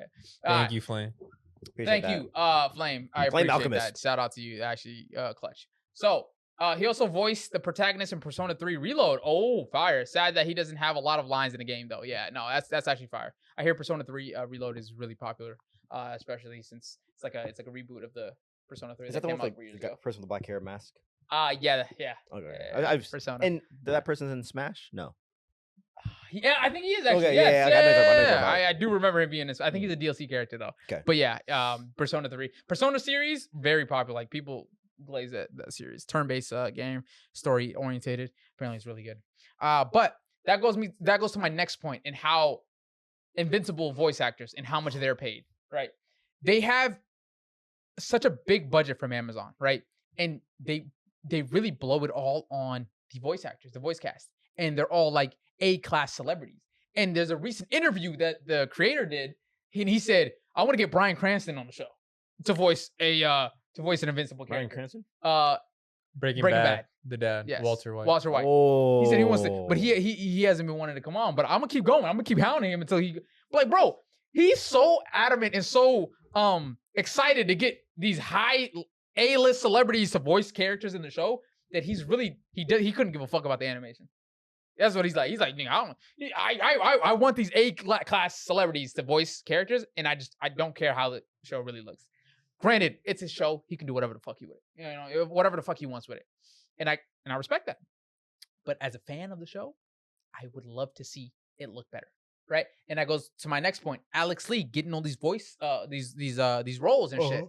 And how well he does goes to show you don't need A-list celebrities to voice these characters. I think he's just doing that because he loves to see these different celebrities, voice characters in his show, which I completely understand. Him also, yeah, and work with them 100%. I completely understand that and see that. However, it's kind of hindering the potential that the show could have. You know what I'm saying? In my humble opinion. So music major, Mr. Music. Shout out Preston, Mr. Music Major in the building, man. I like what he said. I don't mind the animation. He's from the Life with Anime podcast, by the way. Make sure you guys check them out. Really good guys, bro. I don't mind the animation, but if they were to put money into the animation, dog, no, that's what I'm saying, bro. Like personally, I don't mind it to the point where I won't watch the show, but it irks me that the ceiling could be crazy. Like, bro, Arcane type shit. Legend of Korra, Avatar, like animation, like these American TV shows that have such good animation and have a crazy budget, but you can see it. Oh my God, that'd be crazy. But back to my point, Alex Lee, he's not an A-list celebrity, but he has such amazing performances. S-tier voice acting. S-tier voice acting. And you could really get some of these type of voice actors in the show and save a lot of the budget. Not saying don't pay, these voice actors, but it's not as much as you would have to pay these A-list celebrities for their name and likeness and image because they've done such, crazy roles in the past. You wouldn't have to pay them as much. Yeah. And you could pay a lot of these characters that arguably are more talented than some of these A-list celebrities that we're getting and that probably would fit the role better. You feel me? Because the thing is, too, it's voice acting. Mm-hmm. So it's not like a lot of these S tier actors Yes. that are in or actual live actors. action stuff. You know, it's like being in it's not their forte to do voice acting. Yes. And also hearing it, it's like, oh, that's cool. And then after that, it's kind of like, you know, it's like, oh, this person was in the show. How good did they do actually at voice acting? Not just like, oh, I know him from Breaking Bad. Exactly. Yes. You know, and I guess that could be a selling point in itself. But personally, right? And I'm not saying voice actors aren't actors. Like that takes a different level of acting. That's like a completely different level of acting that I don't think most regular actors could even do. So I completely respect the medium. So in my opinion, if this man really just stopped hiring all these A-list celebrities and really just, you know what I'm saying? Give it to actual voice actors that, you know, voice act as a living, I think we could see really great improvements in the composition and the art style of the animation. I see what you're talking about with Thrag. Like I wish there was a darker, like deeper, either give it like Omni-Man's like that type of that style. I don't know, because Thrag kind of let down. Like for this type of character, I'm like, he's such a cold character, and you want to hear him just be menacing, but he's kind of just like, he's like regular dude. Yeah, hi guys. Just trying to live amongst you guys for real. You know what I'm saying? Just chilling. But that's my point. I just can't, you know, I just want to see it look the best. Like the reason I want it to look as good as all these other shows like Arcane, because I care about the show. I care about the medium. You know what I'm saying? I want it to look its best. And for you people that are just willing to take the bare minimum, that's kind of sad personally. Like that just goes to show you that you don't care about the show as much as, you know, you should be caring about the show personally. But he's the creator of the show. He can really do whatever the fuck he wants. And who am I to say that he can't? You know what I'm saying? So, but on to my next point. I think you guys will love this one. Minato, there's rumors that there's going to be a Minato movie called The Yellow Flash of the Leaf coming out soon. And rumors are swirling saying... confirmed? Or rumor? Rumors. There's nothing that's confirmed. Rumors are swirling saying that there's a 120-minute Naruto movie focused on Minato Namikaze, possibly titled Yellow Flash of the Leaf. And it's targeting a release of 2020. It's targeting a 2027 release date. These reports are unconfirmed, but the rumors suggest that the film would cover his youth and the Third Shinobi World War. Ooh, brother, that's crazy. That's crazy. Third Hokage could come up a little bit. His stocks could come up a little bit. That's facts. It gives people to realize how great he is. Yes, I like that. He could be. He did have the nickname also of the Goddess Shinobi as well. So, you know what I'm saying? Goddess Shinobi. He also was called the Goddess creator. Shinobi. Yeah. But to the next point, whatchamacallit. I'd be like that. No, I broke mine last week. He did. But wait, the Goddess Shinobi? What's Hashirama is also the Goddess Shinobi. They both were revered as the Goddess Shinobi at one point because Lord Third knows every single ninjutsu in the Leaf Village. And he has all 5 chakra natures as well. So he was also referred to as the Goddess Shinobi. But seeing Minato on his come up and become the Hokage is literally what everyone wanted to see. Like, we got the one shot of Minato and how he developed the Rasengan and, you know, with Kushin and whatnot, but we didn't really get to see much. It was just a one quick chapter kind of thing. You know what I'm saying? But to see him come up and get the moniker of the Yellow Flash would be so tough, bro. That's something that everybody wanted to see. So that's a money pool of money that they could really get. You know what I'm saying? And honestly, that might be one of the highest grossing movies all time if you do that. Genuinely. Release it all over the world at the same time. That genuinely might be one of the highest grossing movies all time. So I hope it's true. I really do hope it's true. So, all right, let's move on. Let's talk about conquests. All right. I want to talk about this versus battle. I've been seeing it online. People have been saying conquest versus the whole JJK verse. Well, I don't think he can get past Gojo. Exactly. So I don't know why this is a conversation. Or even Sukuna. You can't get past Sukuna. You can't get past Gojo. Like Malevolent Shrine. Malevolent Shrine. Exactly. Dismantle. How cold of a name is that, though? That's so tough. With no barrier. It's just an open fucking domain. That's insane. Right? Inumaki's ability to possibly could immobilize him. Oh, true. Yeah, if he's fast. Poop yourself. Poop yourself. You know what I mean? Like diarrhea. Yeah, no. But he can't get past Gojo's infinity. That's like already done. Cannot possible. Yeah, physical can't. It doesn't matter how fast you are. It's not about speed. It's about him manipulating space. So you can't get past that if you can't manipulate space. For one. For two, Sukuna's domain. It's an open barrier domain. So he can cut not only with cleave things that have cursed energy, but dismantle things that don't have cursed energy. So he can literally cut both. You know what I'm saying? So he can literally cut him in pieces, no problem. And he has reverse curse technique. So if he ever gets damaged, he can just heal himself. No problem. You know what I'm saying? So yeah. I'm just trying to think like versus Maharaga. Maharaga, exactly. Even with Maharaga, you can't beat Maharaga. You know what I'm saying? Yeah. He can't even beat other humans, right? Other heroes without having to first do damage to them. There's no one attack that he has that eviscerates someone immediately, unless they're a regular human being. You know what I'm saying?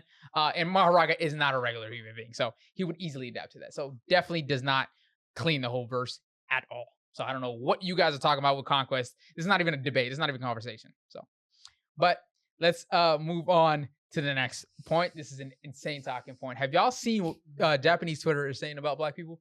No, I've not. Insane, bro. I'll read one. I'll read the tweet to you guys right here. So, this is what Japanese Twitter is saying. Some Japanese people. Some Japanese people. Sorry, I don't want to say all the Japanese people, but this is what one Japanese Twitter user said. He said, "The numbers," and I quote, "the numbers of encounters with black people in my neighborhood is steadily increasing." He talks about this shit like it's an anime, no bullshit. He said their skeletal structure and the way their muscles are built are on a completely different level from Japanese people. I'm slim, so if I get pinned down, it'd be over in seconds. I never imagined that violence from a foreigner would climb the ranks in my predictions for my own cause of death. I couldn't have pictured that even a few years ago. Things change when you least expect them to, huh?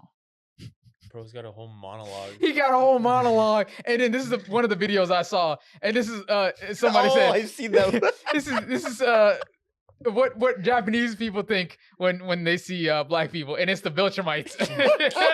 It's like niggas think that we Viltrumites, nigga. What the fuck? That's true though. Oh my god, nigga said that's true. In the sense of like when you see black people, you're just not used to seeing people that are built different. No, it's 100%. like us seeing basketball players. Right. It's like I forget you're that tall. Yeah. Bro. No. Yeah. It's a different whatchamacallit. It's how Japanese describe black people, and it's Thrag just taking Mark's punch. Bro, yo, Twitter is fucking hilarious. Talking about that, bro, there's a post that says the type of shit I post if I was a Viltrumite. I've been seeing those people where they're like floating. It's like, how do you get this picture off? Flexing with the car next to you. Oh my god. This one? Like, why do you need a car if you could fly? It says how Japanese people have been describing black men recently, and it's Thrag with his like coat on, but it's a black Thrag with like a cut, like a fade, and it's like a lion's head on the shoulder. You know what that is? Spoiler. No. Yeah, spoiler, dude. Nah. Yeah, so fucked up. That's fire though. It's so tough. That's tough. But here's another one. All right, this is what another Twitter user said. So menacingly, they're standing there menacingly. This is what another Twitter user said. Have y'all? Sorry. I get it. Even in my neighborhood or on the train. This is in response to that guy. He says, I get it. Even in my neighborhood or on the train, there are definitely more black people around. And above all, their builds are just different. The moment I see them, I think, no matter how you look at it, Japanese people can't compete with that. Even the women, even if their height is about the same, have this thickness that's heavyweight from another world. When I think that if they punched me, one hit might kill me. If it fills me with this unbearable fear. Now they really think that Viltrumites, like dead ass, like one punch and they'll kill me. It's crazy. That's funny. So, hey man, I'm not here to like, this is their concerns. This is their fears. So like, you know what I'm saying? They're entitled to their own opinion. I would just say, let's kill them with kindness. Let's just be kind back. So that we don't fit the description that they're spewing out on us. You know what I'm saying? I feel like it's like an observation. It's an observation, but I don't think nothing bad was said. But like the fear is there. You know what I'm saying? I feel like a lot of people have that fear though. Yeah, no, a lot of people do have that fear. And I feel like we should change the public perception. You know what I'm saying? To just help ease that fear. You know what I'm saying? And a lot of people would be like, no, bro, we don't have to we ain't got to change it. Like, I get it, bro. I get it. And I completely understand. Like, why, these fears, why do they have these fears? Well, whatever the case is. Whatever it is, you can't change their mentality unless that you show them you're not, hostile. You don't fit the description that they're in their mind, that they're painting, the pictures. It's all about social media and how public perception, the public perceives black people and how they, how the media perceives black people. And that's all they know. You know what I'm saying? So let's help them be at ease with black people. You feel me? At the end of the day, so kill them with kindness, man. Kill them with kindness. You feel me? So, and that's why I don't even want to go to Japan for real. Like niggas like see us like this. You feel me? So it's just like it's kind of sad. It's sad. Like walking down the street and like you don't even know if somebody could be threatened just by you walking past them. That's how that Mog goes crazy. That Mog. That Viltrumite DNA go crazy, right? But like I get it, you know what I'm saying? Yeah. Like I get where their fears come from. People feel like that here in America all the time. People feel like exactly like it's not different. It's not like it's different from white people here in America like that fear us. You know what I'm saying? That's cool. They just never felt aura like this. But yeah, I'm just kidding. I think I just found that it's like I shouldn't be laughing, but at the same time, it's like it's so funny seeing this is how people kind of like. It's like it can't be. It's like it doesn't sound real. You know what I'm saying? They really see us as Viltrumites. The retweet, the quote tweets are so fucking funny. The edits of like Viltrumites, it's so funny, bro. Yeah, but it's like when you really think about it, at some levels, like I don't want to say anatomy, but like the strength differences. Yeah, in some sports, it's kind of true. 100%. I agree. It's like depending on where you're born, like your DNA makeup is probably like it's your genetic makeup is more advantageous for specific scenarios. Because you know why? Which I agree. We look at Shohei Ohtani, freaking the greatest baseball player of all time. Yeah. And that right, Zeke? Oh, I forgot. Wrong. Yeah, he is.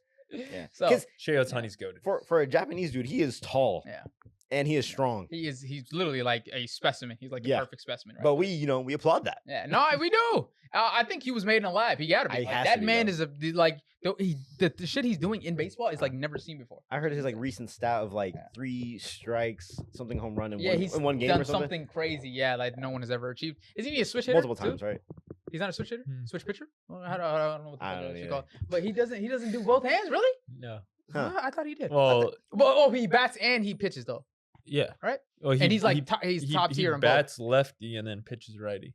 Okay, that's what it was. And then he actually like strike people out and do home runs. Yeah. I think it's different. Goated, He created the 50-50 club. No, deadass. He actually did. That's a thing? Well, he created it. He got 50 home runs and he got 50 stolen bases. I think it's different, bro. You know what I'm saying? So no, that's what I mean. Usually when people are home run hitters, they're not stealing bags because they're running the bases. Right. But this fool stole 50 bags as well. He did both. That's crazy. That's actually. But he wasn't pitching at that time. He wasn't pitching, which he was able to do that type of stuff, like steal and stuff. But now that he's pitching, he's got to be more careful because now he's an actual true two-way player. I respect it. Man, I'm a baseball guy. Here in America, we gas him up. We have him on buildings and stuff. Yeah, we don't look at his genetic makeup and like, damn, bro, I'm scared that this nigga might beat me with a baseball bat. No, I'm playing. I'm playing. Nah, but it's just interesting to see like people's thought processes.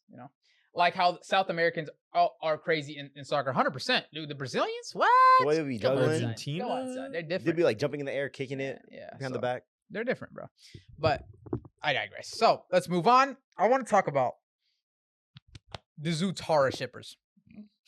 Man, I hate the Zutara shippers, bro. What do you mean? I fucking hate the Zuko and Katara shippers. Zuko, my god, the Zutara shippers are actually one of the most insufferable people in the world. What do you mean? It's like granted. What do you mean by that? What do you mean by that? Granted, right? I will throw them a bone and say that the Aang and Katara romance is probably one of the worst romances ever created. Like that, they did that shit horribly in the TV show. They flopped. However, right? It peddles the ideology of the good guy, or the good guy never gets a girl ideology. Like the bad guy. Oh, we want the bad guy. We want the toxic nigga. We want the dude that won't treat us like mentally unstable. Mentally unstable, right? That'll leave us. We want that guy to win. We don't want the good guy. The guy that's been there for her since the beginning. Helped her learn her way through waterbending, protected her throughout his whole journey together. You know what I'm saying? And he literally was not going to. He was gonna.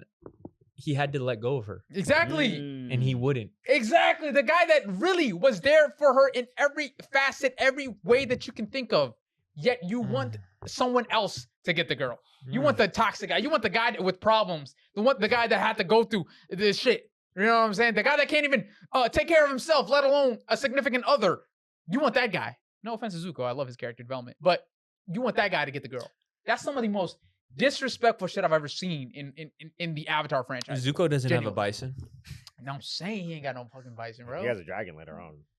Later on. That's once he finds Aang. You're right. And the only reason he has a dragon is because of Aang. The fuck are we talking about, bro? The only reason he was taught by her from the turtles. Yeah, lion turtles. Yeah. So because of Aang. He what? Oh, from the dragons. Yeah. Are you talking about the dragons? Oh yeah. The only reason he learned how to firebend again because of Aang. The only reason he has a dragon again because of Aang. The only way he was able to deflect was because of. The only reason he is a good guy because of Aang. Oh, not too much now. Iroh had a big part of that. Okay, Iroh. He gave him a chance. Aang gave him a chance. But Aang or Iroh did tell him like, Aang is a good guy. So well, he went back to Aang to get a second chance, and Aang gave that to him. So all you Zutara shippers, bro, like, what's up with this infatuation? I think this is the public perception for the most part of most people, right? Men and women, like, yo, the good guy, like, you have to be the bad guy, you know what I'm saying, to get the girl. And the bad guy always gets the girl, type shit, woo woo. And I hate that shit, bro. I fucking hate that shit. It's like, why are we idolizing like the good guy not getting the girl? That shit pisses me off so fucking much, bro. Aang is such a good fucking guy. Like, the whole show, he's been a good guy. Not once has he betrayed anyone. Not once has he went against anyone's morals, beliefs, promises, nothing. He's always been there for every single person that has needed him. Freeing villages, freeing who? The whole fucking okay. The whole world for 100 years. Granted, he was a child. He was 12 years old. Frozen. Granted, he was 12 years old, so that's he's the Avatar. So he's a child. So I mean, I give him a pass on that one. Hey, they did try to put that onto him at a young age. At 12 years old. And when because there was a war coming. Yeah. That's why usually they wait till like 16, but they needed to rush Aang because there was a war coming and he was 12. Yeah. I like how your head's at, because would you say by them putting the Avatar on Korra at a younger age, that's even more messed up? No, bro, she was 3 years old. I'm the Avatar. Well, there was nothing she had to take care of. Yeah, but the fact that they came to her saying, "You're the Avatar. You have a responsibility." Yep. Well, no, she said she was the Avatar before they told her. Yeah, but like they came to take her at a young age too. Well, they came to take her to train her. I mean, like, exactly. What? Why wouldn't you train her at a young age? You want her just do nothing for fucking 16 years until she's old enough to get trained? You don't want Aang to do nothing for 4 years till he's 16? That's not my point. My point is that he ran away because he was a kid. That's why he ran away. You know what I'm saying? He didn't have the mental capacity or the emotional, intelligence. He didn't even have his dad. You know what I'm saying? To really take that responsibility. Neither did Zuko. He was a kid too when he got hurt. Zuko did. Zuko's a kid when he got hurt. He was a kid or he wasn't? He was a baby. No, yeah, I'm not putting it against Zuko. Like, He's not really the bad boy. Bad guy. Well, he's technically he's not really a bad guy. He's not a bad guy, but he was the bad guy for the majority of the show. A bad boy. No. I love Zuko's character, right? I love Zuko's character. It just pisses me off. That's like, bro, like, Aang is literally don't ship Katara with don't ship Katara with Zuko. Don't ship the main guy's girl. Don't ship the good guy's girl. May was so good for him. May, why the fuck are we shipping Zuko with Katara when May is his girl? May is peak for him. She's literally a perfect person for him. Yep. And we're shipping him with the main characters. And mind you, why we gotta rip the girl away from Aang so that he can have a girl? Hey, mind you, she was 10 toes down for my boy too. One against Azula. My god. Hey, against Azula, bro. Yes, that's crazy. Yes, bro. Stood against her. Yeah. Granted, brother, I'm not gonna lie to you. Katara, see, there's women like this, right? Where they're not really the best of partners, but they're great parents. You know what I'm saying? Like, I've noticed this, right? There's some women that aren't really, like, not the best partners. They're not really the best loving or whatever, but they are really good parents. And you could see that in Bumi and in Kaya and in Tenzin. She was a great mother to them. You know what I'm saying? But it was always Aang's attention that they were trying to obtain. You feel me? And they could never, because Aang is a father. He was the Avatar. He was the Avatar. That's a whole nother conversation to have. But Katara, she went through like 3 different dudes before she was like, Aang, I guess I'll settle down with Aang. I guess I'll do Aang. And the way it was written, it was so poorly written, in my opinion. It was terrible. Honestly, the first season, Loki was not written for Aang. Like, Aang to get the girl? Well, yeah. I don't think it was about a romance at first, but it was like, maybe we should throw some romance in there. We kind of have to throw it in there. They kind of hinted at it with the fortune teller episode. of like you're gonna marry a strong That's bender. book 1, I think. Yeah, book 1. So like, but the way it was like executed, horrendous. Like it's Katara had better chemistry with every single other person in the show, or every other guy in the show than Aang. She had better chemistry with all of them over Aang, which is insane. So I don't know why. If your whole, I guess in the writers' room, I heard that half of them wanted Katara to get with Zuko, half of them wanted to get with Aang. You know what I'm saying? So I guess maybe that's why it wasn't written the best. But yeah, like what are we doing? You know what I'm saying? He was slated to get the girl. Aang was about that the whole time. He was about Zuko that saw that and was like, Yeah, I mean, like, I guess it's advantageous for me. I guess we click. We got chemistry for real. I'll do it. And he saw Katara and still chose May. Yeah. All I'm saying. And you know what's crazy? In the Crystal Catacombs, they almost had a little moment, and then he betrayed her. The fuck are we talking? And you Zutara shippers will see that and be like, oh, that's so sweet. Fuck out of here, bro. I'm not having that shit. So all you Zutara shippers, man, skedaddle, bro. That's why my boy Aang got the girl, man. And 3 his kids. stocks is up right now. 3 kids and his stocks is up right now in the Avatar movie. That man look good. He look good. Not saying Zuko don't. Like, Yeah, Zuko man. look good, man. But he look good, man. They all do. They all do. Honestly, they really all do. So shout out to them, man. Shout out to them. But that was that. Let's move on to the call-ins, shall we? If anyone wants to do call-ins, we will do call-ins really quickly. Oh, sorry, real quick. I want to talk about one more thing. One more thing. One more thing. If you know what that's from. You don't Say know it. ball. You gotta know where that's from, man. You gotta know where that's from. But let's talk about. Oh shit, sorry. Let's talk about the Doomsday trailer. Okay, so Came out? it was allegedly supposed to come out today. Like there was rumors. I don't know if it's out right now. Actually, I'll look it up. Yeah, look it up, please. But people are saying, right? There was a test screening for the Doomsday trailer at a I think CinemaCon. It's a con that they do a bunch of different trailers and stuff like that, but you can't record it. You're not allowed to record it. Oh, audio. Oh.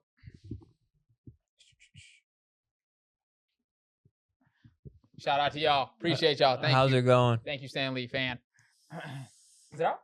This looks like AI. Okay. That's AI. Yeah. If it's not from the official like Marvel, Yeah, it's not. How are we doing now, boys So- and girls? How about now? Hello? How's it sound? Hello? Is it good? Hello? Oh, Sorry, I muted the thing on here. It wasn't even the audio that went out. My fault. Appreciate it. Sorry. Thank you, Stan Lee fan. I apologize And for everyone that. else. Too. And everyone else that said that audio was gone. Afterwards. Yeah, afterwards. Thank you guys. Gotta make Hey, sure you that's guys how are you know watching. they watching Yeah, though. no, Yeah. they locked in. I appreciate y'all.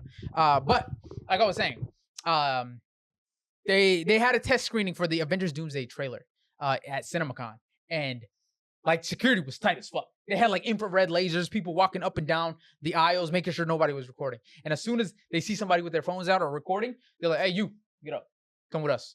And then they take them out. They check their phone, delete the footage, everything, right? So, Damn. and they have like a specialized camera that senses The cameras, AI, and the flashes yeah. and stuff like that, that bounces back light to be like, oh, okay, that person has their phone, that person, and it was like tight knit, right? But the people that watched it are saying it's as good or better than the Infinity War trailer, or it might be as good or better than Infinity War itself. The Infinity War trailer was peak. And people are saying that it might be better than that. The movie might be better than that. And I missed Infinity War some people trailer. are saying that it might be the best MCU film ever. Well, a lot of people were saying fucking Chainsaw Man was the anime of the year. Now facts. No, I'm kidding. 100%. But I that's agree, I actually agree. kind of hype because that is very exciting for Marvel Mhm. Yes. going forward too Yeah. with this whole Doomsday. Because Yeah.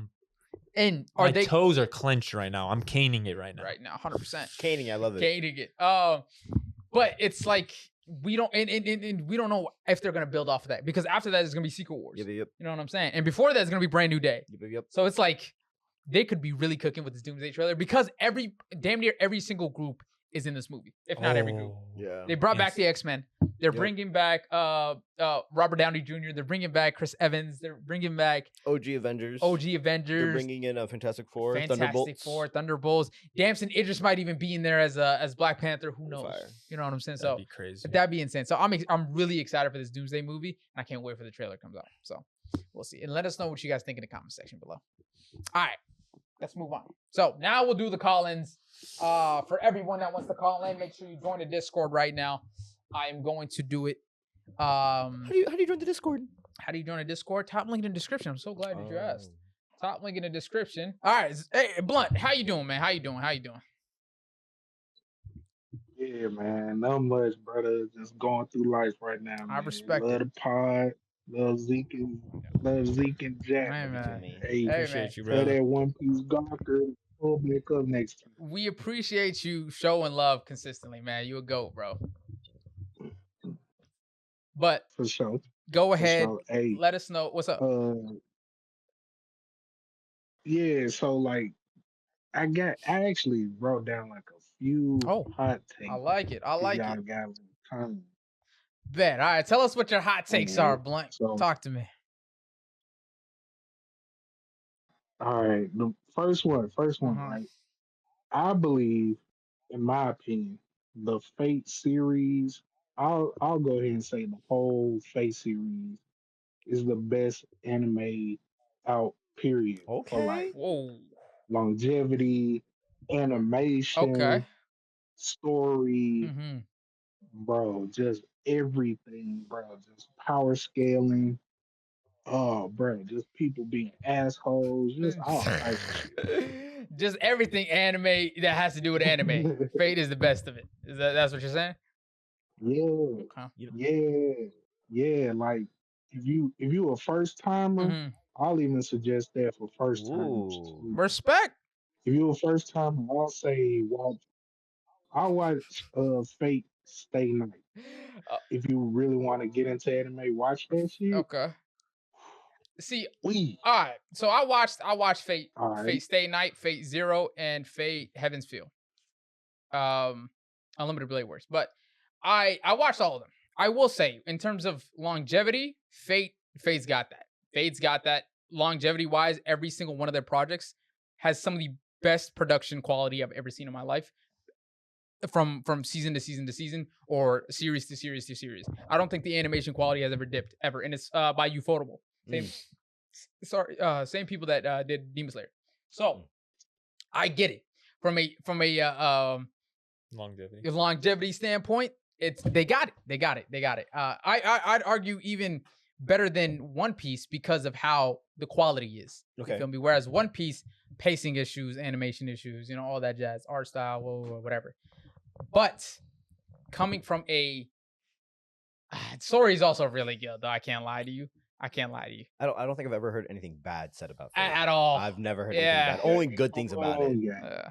So I can see where you're coming from, right? I would still wholeheartedly disagree. But then it would get down to like, do you take many series over one series? Because in my personal opinion, I think AOT is the greatest thing anime has produced. But it's only one series, whereas Fate has multiple series. Okay, now right? I feel like Go ahead. Yeah, true. Yeah, true, so like but Fate's... I feel like that's more niche. Yes. You know what I'm saying? Well, are you saying like Attack on Titan is more niche, or Fate is more niche?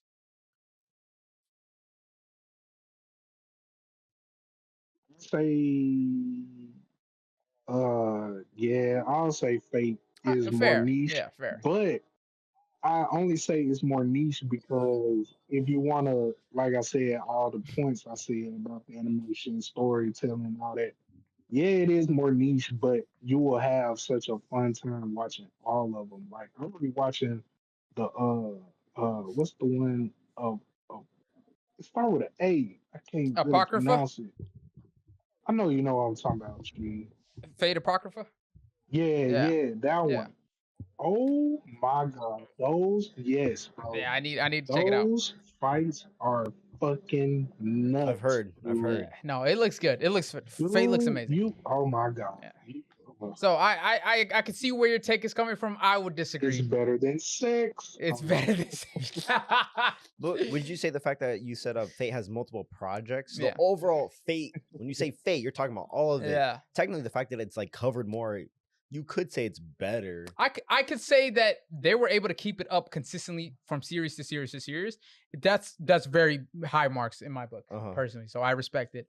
Then at that point, it just comes down to a personal preference of story. But the Fate story is really good. It just gets confusing to where to start and what to follow. You know what I'm saying? Who's who. That's when it gets a bit confusing. So, yeah. those by A1, not Ufotable. Right. Okay. That's why I say it's niche. Yeah, no, I get you. It's very difficult to follow the Fate series for sure. Yeah, that's why I say it's niche. Yeah, I agree. All right, talk to me. You got any more? This is my sign to watch. All right, you're in. Yeah. I got my second one. So the second one, this might be something to like talk about. Okay. You know what I'm saying? It might be a long conversation with this one. Talk to me. Hang on. Okay. Loki finding the Infinity Stones in the TVA as paperweights was so pivotal in the MCU. Why you say that? Oh yeah, explain, please. Nigga, just that scene alone. That's true. Bro, like just that scene alone, it could change. Yeah, it could like change so many mindsets of the viewers because of course we get the Deadpool shit when he was changing the FX stuff, and it's now MCU stuff, and now they like got the Wolverine shit going on, and now like y'all said earlier, the X-Men and shit going on with the Doomsday movie. Okay. I feel like just that scene alone is so pivotal. Is like just that Infinity Stone shit, them trying to like just find the Infinity Stones, and then Thanos out of fucking nowhere, out of the damn blue, just got all of them shits.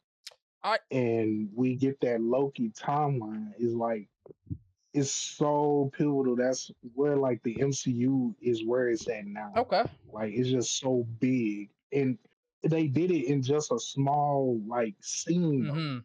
Literally like a 10 to 20-second scene is so nuts to me. Go ahead, Jack. What are you gonna say? I love how you're saying that because I knew about it, but I totally forgot about it.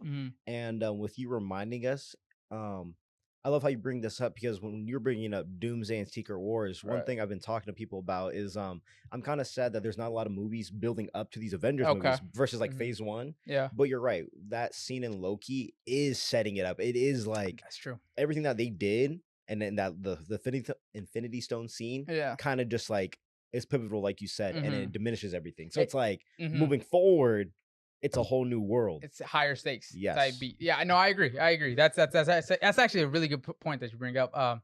It showed how minuscule the Infinity Stones were for the grand scheme of things inside the MCU currently, right?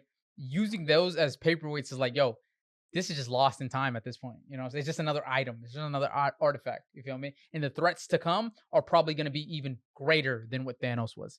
So I like that. It's also funny to see perspectives because it's like one perspective, they just see it as some stone that you can just probably like skip a rock with. Another person's risking their life, literally losing their life, you know, for that one specific stone. And to get them all in one is crazy. It was hard. Yeah. You know what I mean? Like that's actually insane. They get them all in one. So I get what he means when it's like Thanos. That whole shit with Gamora losing her life and that scene with Thanos. Black Widow. Bro. That shit nuts.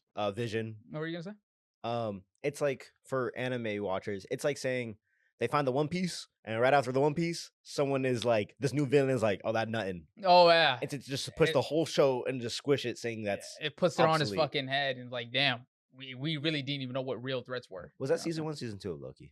Season 2. Or the paperweight? Yeah, the paperweight. Oh, I think that's season 1. Yeah, when he first goes to the TVA. Okay. Yeah, so no, I agree. It's like the contrast of just seeing like you said, everything that built up from, you know, the MCU, the beginning of the MCU to the Infinity War was, yo, Thanos is looking for these Infinity Stones. You know what I'm saying? And that's I forgot it because it was Loki's staff. Exactly. That was the first one. And the Tesseract. That's you know that's all crazy. That was, and the Time Stone from Doctor Strange.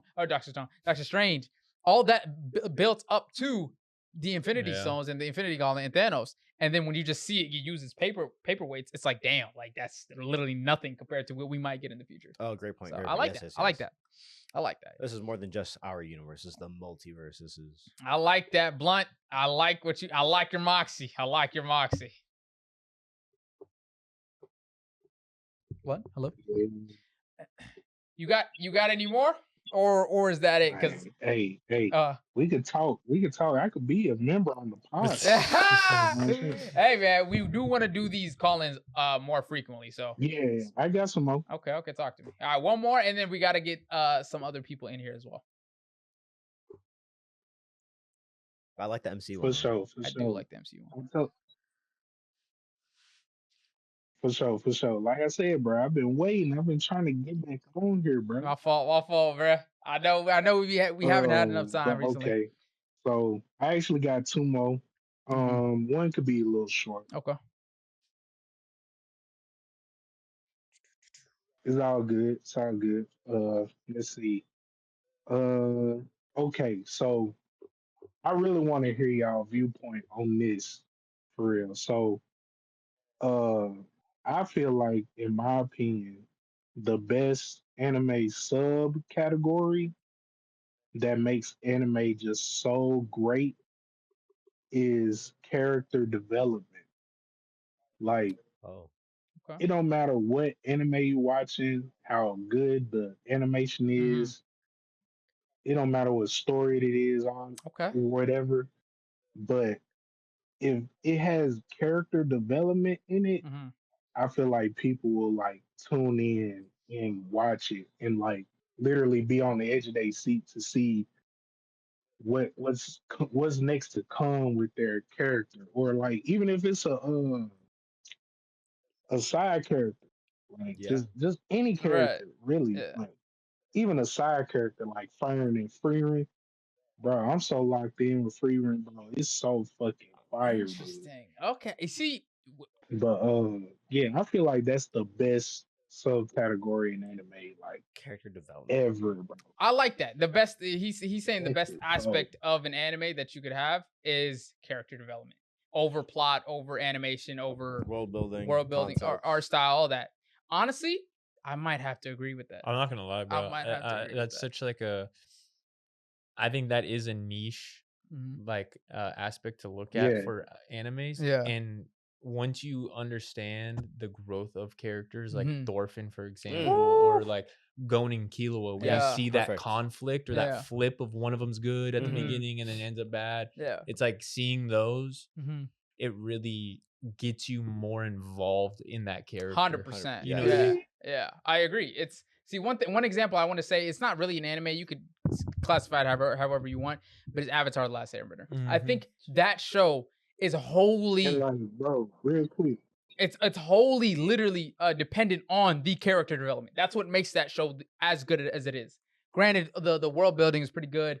The balancing of the elements, all that jazz is also good, but that show isn't as popular as it is, or it doesn't get as much recognition as it does if it didn't have the character development from the characters we saw in that show. You know what I'm saying?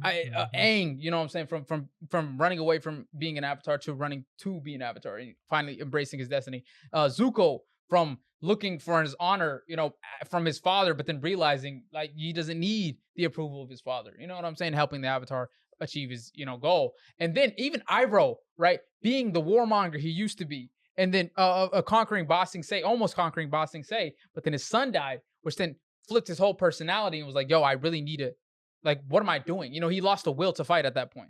You know what I'm saying? So all that jazz culminated together, made the show what it is. So I honestly, I agree.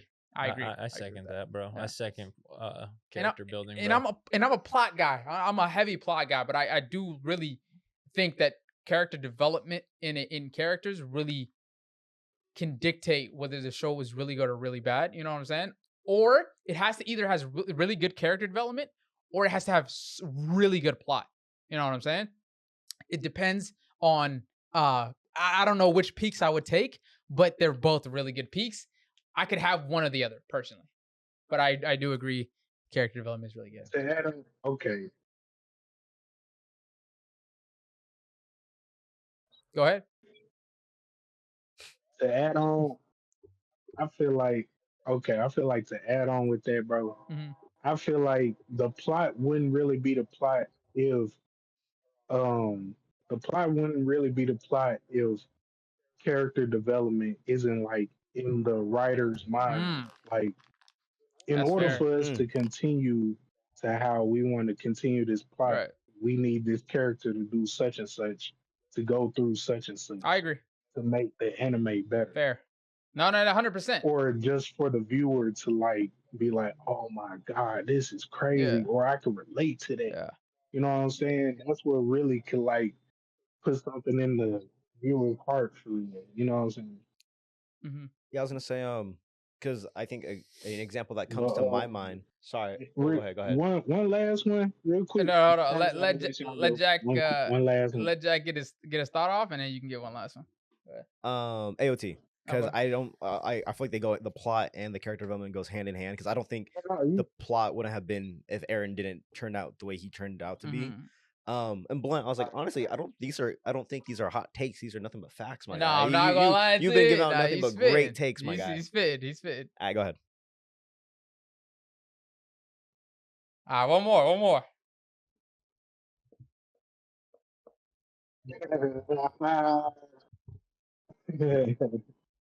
But yeah, okay.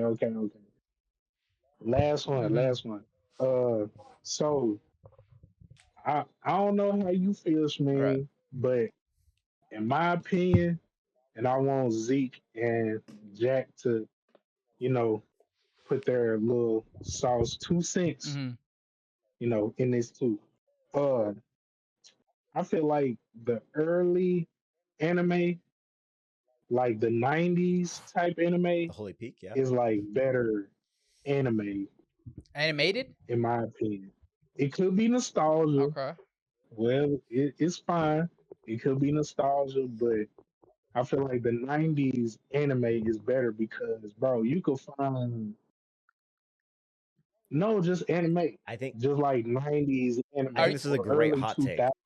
Are you listening to us from the stream, or are you listening to us from the Discord? Like, there's one anime I've seen not too long ago called Genocyber. Shmeen, I promise you, bro. Anime is that's a hard one. Discord, it's a little lag. It's laggy. It's lagging like it's like 10-second lag for real. It's okay.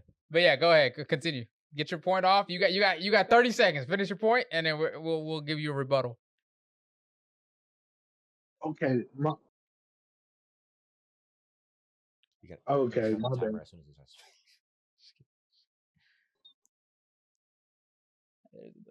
All right, bet for sure. So I feel like the 90s and early 2000s anime is a little better, in my opinion, because you could find like some random shit on there that's just crazy. Like I can name a few, and like it's some anime out there that has like the narrator in it. It brings that shit all the way to home to me. That shit is so cold, bro. But like I seen a movie not too long ago called Genocyber. Okay. My older brother put me on that shit, bruh. When I say nigga, that shit nuts, bro. Like, Shmeen, you would love this shit. It's like a mystery, military type anime, bro. Oh my god. Okay. Nigga, that shit fire, bro. All right, for sure. I'll definitely check it out. Cyber, bro. That shit fire. I'll definitely check it out and see what it's hitting on.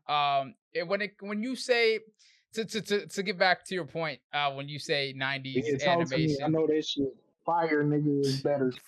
To get back to your point, when you say 90 animation is better, I think what you're really liking is the art style. I think the art style really is reminiscent of that 90s kind of grungy, really, detailed, like manga-y, I think. Manga-y aesthetic. Yes, I think that's what you really like. And I was gonna say, honestly, I think the story, like the plots and everything, are a little bit better. Where it's like I agree. It was more original. Yes, I like that.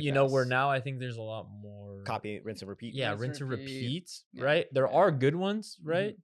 But you do see the homages, of the old animes now into the new animes. Okay. But I agree. The older animes, I think, were a lot more original and kind of like, especially I think the longer ones, where now I think it's just quick, 1 season, 2 seasons.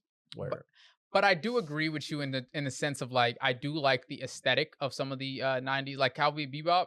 I love the aesthetic of Cowboy Bebop. I love and some of the early 2000s was like Death Note and Monster and all them. I really like those types of aesthetic with that type of art style and all that jazz. Even some of the mid to late 2000s ones like the Black Lagoon and some of the other ones. So I really like that kind of art style and aesthetic for sure. And I personally do prefer that art style and aesthetic. However, I wouldn't say that the animation is necessarily better at that point in time. I mean, to be fair, it's all subjective. You feel me? You like what you like. You feel me? But I personally, the animation in these day and ages, it just goes crazy. Like you can't. Some of the shit that we're seeing is some of the most beautiful, magnificent shit ever. And maybe if it had the art style from back then, and you just put it on this animation style, maybe then you like it a lot. But who knows? At the end of the day, but. We appreciate you coming through, Blunt. Thank you for giving your hot takes. Honestly, your good takes, really. That last one I'll probably say is probably the hot take, which I like though. That's a great one. Yeah. I would love to see what people's thoughts are on that. 100%. But we appreciate you sliding and everything that you said today. We might do this again next week for sure. For sure, I don't know, but we will definitely see, and we'll let you know if we do it. So shout out to you, Blunt. Thank you for going up. Appreciate you, Blunt. That was fun. Man, hey, I appreciate y'all, bro. Yeah. But we'll catch you next time, and then we're gonna drag the next person in here, man. Thank you again. Alrighty. Next up, I like that one because I was gonna say that last one honestly, because it's like with like Death Note, Naruto, kind of that like not so sharp compared to nowadays. Nowadays it's like, dude, you can't. Feels like AI. It's like with Levi with the ODM gear. It's like, bro, like that shit's peak, bro. But like if you're talking about like going like adult, it's like that grunginess is what I like. Yes. But like, I saw. All right, next up is Sneaky, man. Shout out to Sneaky. Talk to me, Sneaky. How you doing, bro? Sneaky. I'm back. Oh man. How you doing, bro?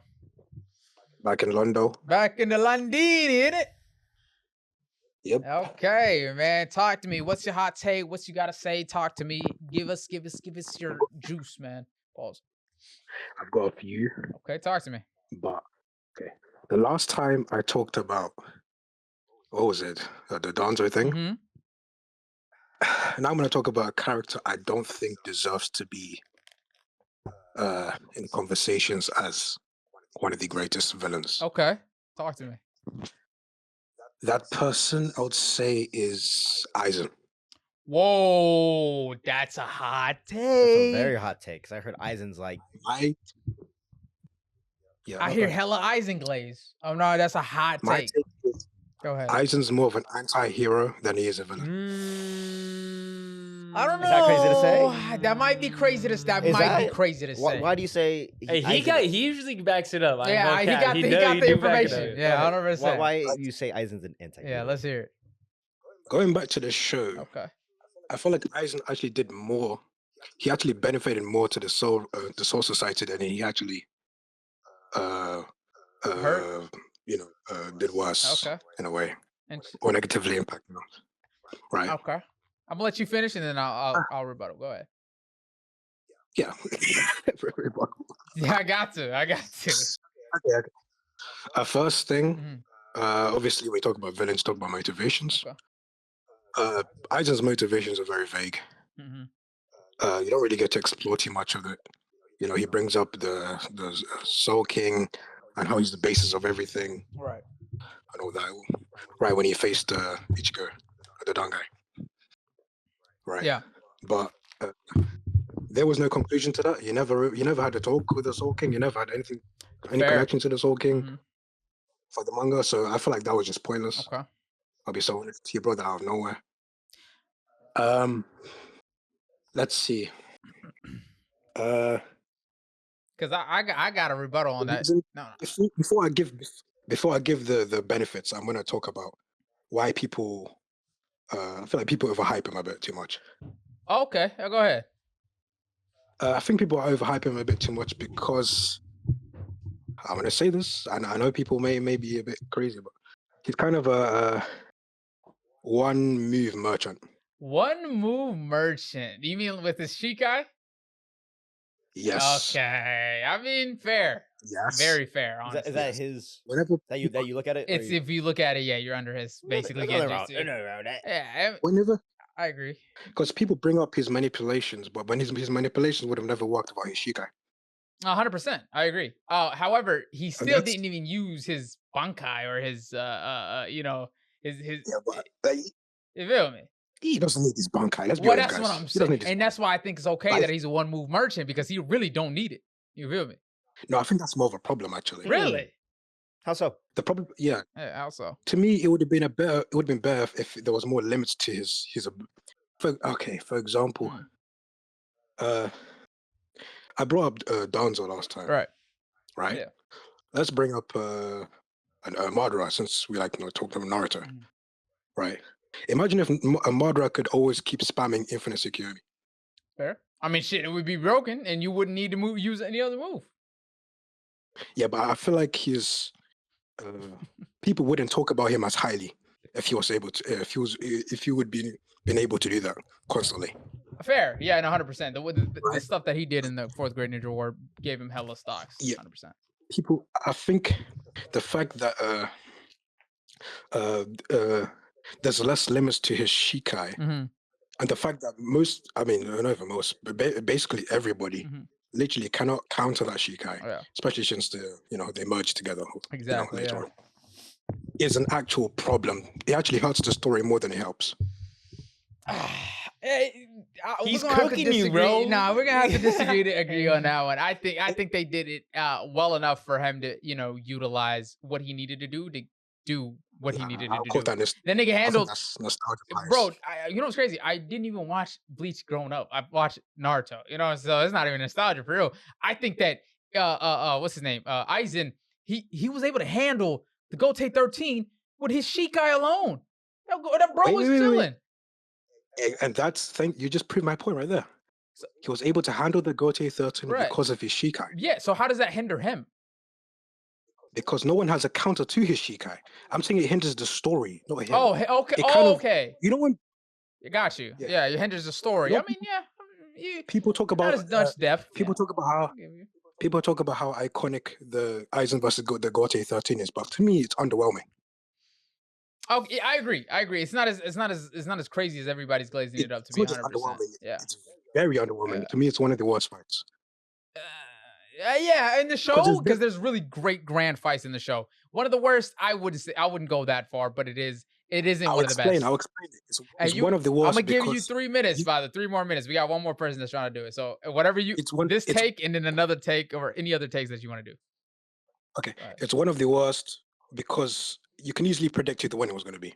Let's be so honest. Aizen would have won that at 10 out of 10. But I don't think you predicting it makes it bad. I feel like a lot of things you could predict nowadays, or in general. But keep going. Sorry. How is it? No, but what I'm saying is, every time Aizen steps into a room, you can always predict he's going to win a certain battle. Oh, yeah. Yeah, because he's broken. Yeah. Yeah, but that's the problem. The fact that there's no counters to this set ability kind of hinders the story. The story. Okay. It's like, how are you gonna? For example, they always glaze Urahara for being smarter than him. What has Urahara even done to outsmart him? What has he done to outsmart him? Yeah. Well, didn't he ended up beating him because of the Hyogoku and it was like unstable or whatever? And then Ichigo ended up doing the final Getsuko Tensho or whatever? Yeah, but that required him to be really, really weakened. Yes. That required outside. Yeah, and because of Ichigo and whatnot. Required him to be defeated. Yeah, I think the depth in that definitely was a little wonk because the only way they were beat him was because Ichigo is the only person that didn't look at his Shikai, which I guess is like a cop out. You know what I'm saying? I understand. It does hinder the story in some sense. It could have definitely been more fleshed out, better writing for sure. But I don't see it as much as a problem as you do. It's a massive problem. This is why they introduce resistances to like Genjutsu. Right. Yeah. Right. Because it's such an easy problem. Look. Because I'm not saying there shouldn't be any villains in Bleach that shouldn't be the greatest. To me, I love Yuha and Ginjo. I love Ginjo. I love Yuha. Right. They're my two guys. Way better fleshed out for sure. Yeah. Of course. But I'm talking about Aizen. I feel like when people bring up why he's the best, one of the best villains, it's always underwhelming. It's always for the wrong reasons. Okay. People say what his motivations is not really. There's not really that much of a motivation with him. I agree with that. He helped the captains more than he actually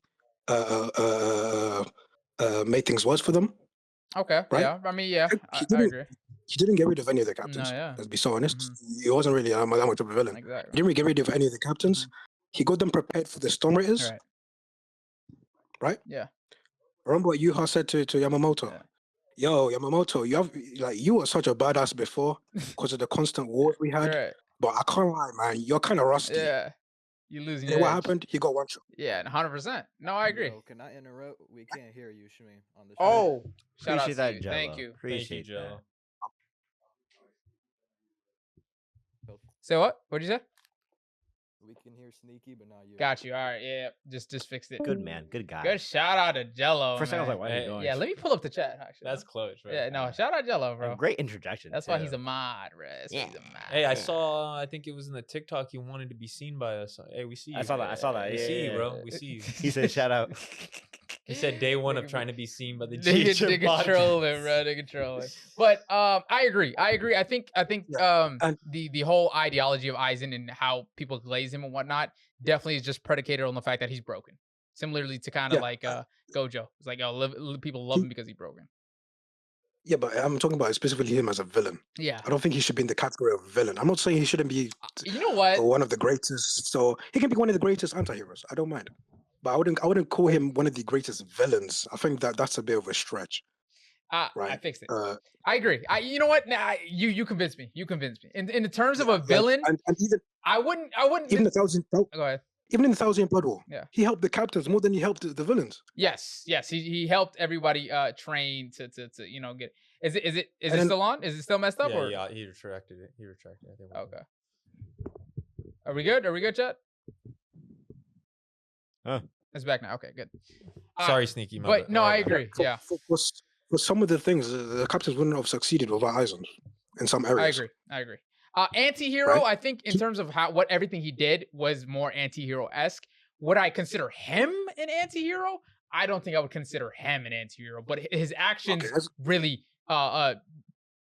look very anti-hero-esque for sure. Would you? So you said you wouldn't call him a? I mean, I don't mind going band for band. Let's talk about it. You got 1 more minute though. You got 1 more minute. We got 1 more in here.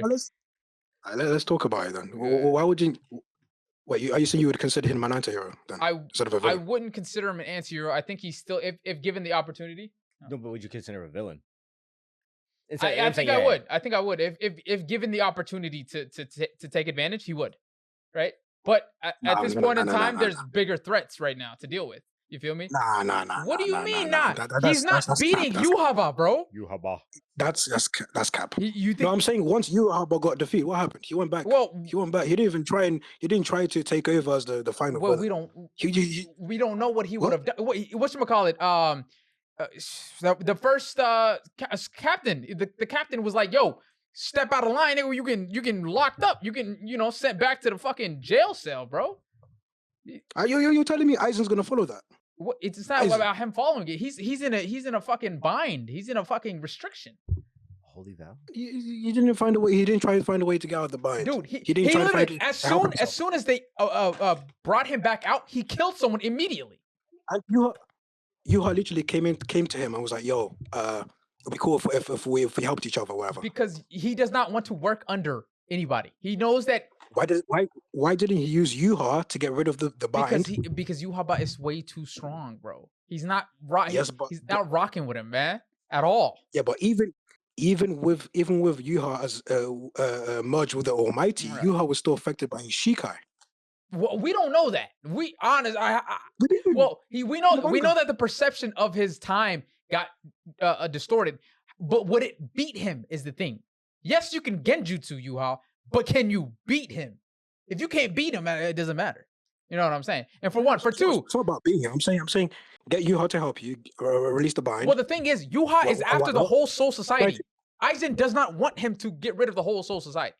but he can manipulate Yuha using the Shikai the entire time. No, he can't. Yes, he can put him in a similar genjutsu, whatever, but he cannot beat him and manipulate him to the end of his I'm life. not talking about beating him. I'm saying he can't manipulate him his whole life. Yuha's gonna eventually figure it out. Yuha's the strongest being in the show, with the exception of the Soul King, right? But on top of that, real quick, Aizen killed someone as soon as he got out of his of being in jail. As soon as they brought him back out, he killed someone.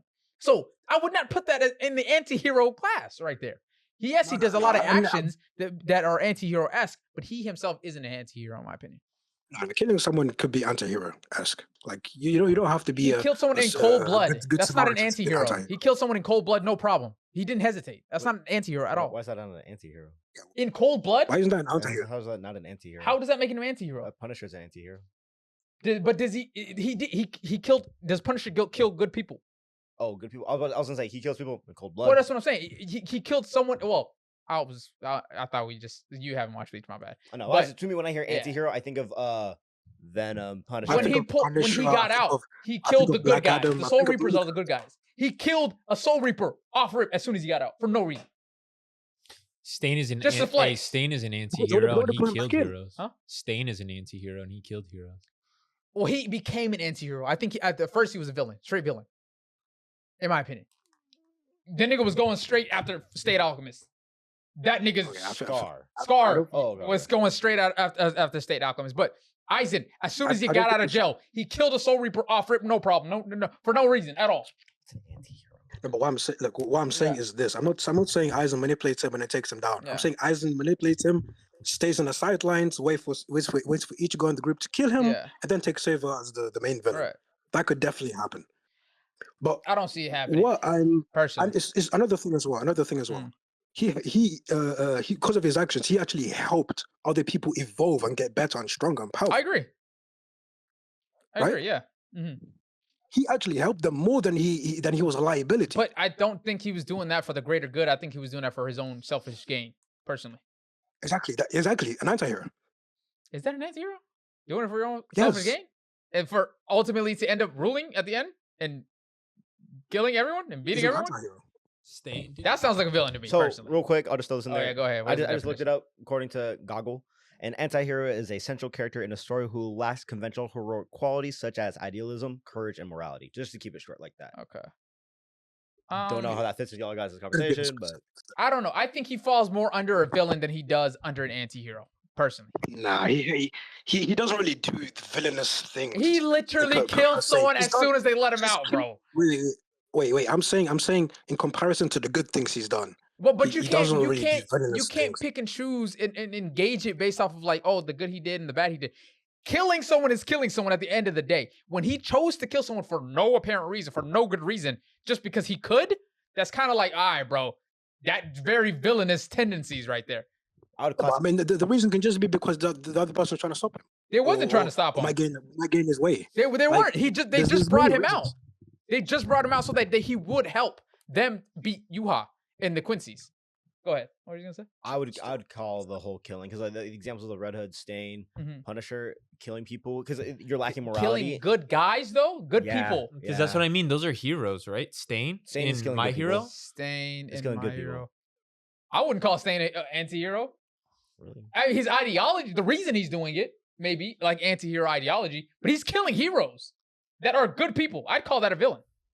You know what I'm saying? I would classify but anti-hero. Aizen, his ideology isn't for the greater good. His ideology is, I want to rule. I want the power. Yes, I guess I'm saying I would answer anti-hero for that. When you said he stepped out, killed somebody, I'll say anti-hero. But what you just said right now with the whole wants to take over the world, I would say villain. Okay. But I don't know what you're saying. This is the one take, Sneaky, that I would disagree with you. No, actually, no. Actually, you said for the greater good. But he's not doing that goes against being an anti-hero. That's what a superhero does. That's not what an anti-hero does. Well, my point is that he's doing the opposite of that. He's doing an anti-hero does. An anti-hero does things for only his own personal needs. But I'm saying I'm saying that he's not doing anything that is anything in hero in the sense at all. He's just doing it for him to get power. At the end of the day, he doesn't give a fuck about anybody else. Yeah, but he's also helping other people while doing it. He's doing that because he knows he can't take out Yuhaba without them. He knows he can. He's too strong for him. Yeah, but he doesn't have to help them out. He can just wait in the sidelines and come in later. He knows that if he doesn't do something to even assist them, they might lose.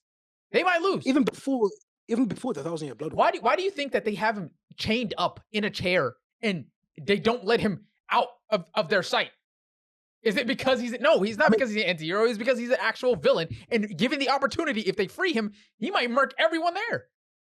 Exactly. If he was truly a villain, they would have never let him out in the first place. No, if they was truly a villain, or if he wasn't a villain, they would have let him out of his restraints. But they know what I'm saying this nigga's a villain. If he was truly a villain, they would have never trusted him enough to let him go and help them. That's not the case because a lot of times that you need a villain's help in order to succeed. How many times did Goku ask Frieza for help? You know what I'm saying during the Tournament of Power? You feel me? Frieza's a whole ass villain. Yeah, but we're talking about a super genius who has the ability to manipulate anybody's senses, anybody's mind. Okay. Like we saw what he did to Momo. He was binded. We saw what he did to Momo. Yeah, he was binded though. Yeah, but even when he was binded, his ability is still what? All the bind did is restrict his spiritual energy.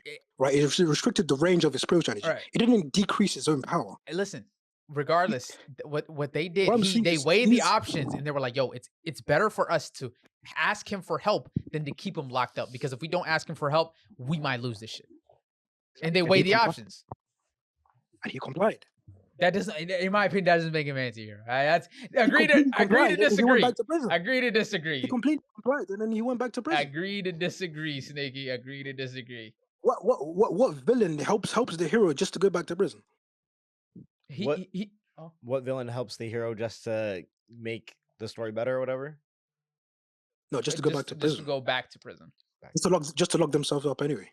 I think there's someone in mind. There's definitely multiple villains that do that, but we agree to disagree. This has gone longer. I'm talking about true villains. This has gone longer than it has to, Sneaky. We have one more Joker caller in the chat, but Joker would help. Joker would help Batman and Superman, and then he would run away. He would find a way to escape himself. He would use a Joker venom, whatever, in a room or something, and then be like ha ha ha, ha and then leave with Harley in his car or something, or find a way to escape. That's the type of character Joker is. Joker wouldn't help someone just to go back into prison and stay there for years. Listen, all right, man. This is an agree to disagree situation. Great take though. This is a hot take for you. I respect the take, but I wholeheartedly disagree. Yeah, but that's my take though. He's more of an anti-hero than he is a villain. I appreciate the take. Let's see, let us know what you guys think in the comment section below though. But we appreciate you, Sneaky. Next week we probably will have time for more of your hot takes, but this week there's a few other callers, so we have to get through everybody. We appreciate you though. Thank you, Sneaky. Appreciate that. Yep. Thank you. Shout out Sneaky, man. Shout out. That was Sneaky. a good one. Yep. Sad that we have to cut it short. He comes correct. He comes prepared. I did agree with the whole I realize. What up, Boba? Hold on, one sec. I did agree with the whole it's not as much depth in Aizen for sure, and I don't think he should get the glaze that he gets. 100% agree with that though. I think he's a little bit overglazed. But with the anti-hero thing, I don't agree with that personally. But yo, Boba, talk to me, man. How you doing, Boba? Many blessings, and it's an honor to be here. I'm a big fan. Hey, we're a fan. I think I've been a fan like. Yeah, bro. Appreciate you, dog. Thank you, man. You been a fan since how long? Bro, I want to say that I almost want to say that I've been here since the beginning, right. But at the same time, it's like when really was the beginning. Nah, facts, bro. It's like, bro, I remember when Kane had the long hair. And when it was like crazy. The rugs and okay, I would say that's the beginning. That's pretty early, bro. Kane doing rugs. Yeah, that's been a couple years now. Yeah, that's pretty early. I'd say the beginning. Yeah, you've been here since the beginning. We appreciate you showing the love, man. Thank you, bro. Yeah, man. Lots of love for you guys. Now, talk to me. My hot take for today is really just about the greatest genre of anime. Okay. And you have a few different ones, so I just want to start with you guys. How are you guys feeling about the different genres? What do you really what do you guys rock with? Because I know some of you really like isekai, and I don't even mess with any isekai, to be honest. So I think if isekai is done well, it's really good. but there's a lot of isekai slop out there. You know what I'm saying? And I'm not really a fan of the slop, but I think some isekai really do shine and reign true. But you know, yeah, I think you got to hit it right. With yes. isekai. Pause. It's just pause. Extra pause. But yeah, no, I think like if they do it well, it's like it could, you know, gear towards the adulthood, you know, and an adult, but at the same time, sometimes they take it a little far. Where you're like, like Mushoku Tensei, really like good world building, all that. They just made the main character the weirdest, you know, PDF, you know, I've ever seen. But you know, I digress. But SAO, I think, is really well done. Isekai, you feel me? I think what's it called? Reincarnated as Slime, I think, is also a really good one. ReZero really grew on me over the years, for sure. I didn't really rock with the main character, but the story itself is pretty good. So Isekai is not bad. It just has to be done well, in my opinion. I feel you. Now, just going through like my runner-ups, I really love war stories. I really love cyberpunk. Like, Cyberpunk has been picking up recently. Okay. Of course, you're a big fan of Psychopaths, Cyberpunk, and Edge Runners. What do we got out there? We got like some people love Serial Experiments Lane, Gurren Lagann, you know, Ghost in the Shell, that kind of thing. Heck, even the Android Saga of DBZ. I low-key feel like that's kind of like a cyberpunk thing going on there, you know, that kind of stuff. But for me, my answer for the greatest genre of anime, without a doubt, is Exorcist stories. It has to be. Okay. I'm not mad at that. Give me some examples. Give me some examples. Okay, for me, like obviously if we're going way back, bro, we're talking about like Inuyasha, Yu Yu Hakusho. Oh man, you know what I the mean? greats, yes. Like Yu and I hate you, bro. I know. I hate you, bro. Okay, keep going. My bad. Oh yeah, you're right. I forgot about that. But I feel you.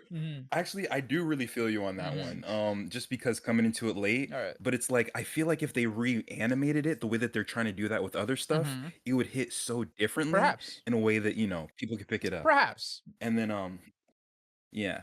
Even moving on from there. And by the way, feel free to correct me. Some of this may or may not be, you know, actual Exorcist anime. Of course, you got to put Bleach on that list, right? I would count it. Now, I count it. Yeah, I'm gonna put Death Note on that list. Can you explain? Can you expand on that, por favor? Yeah, please.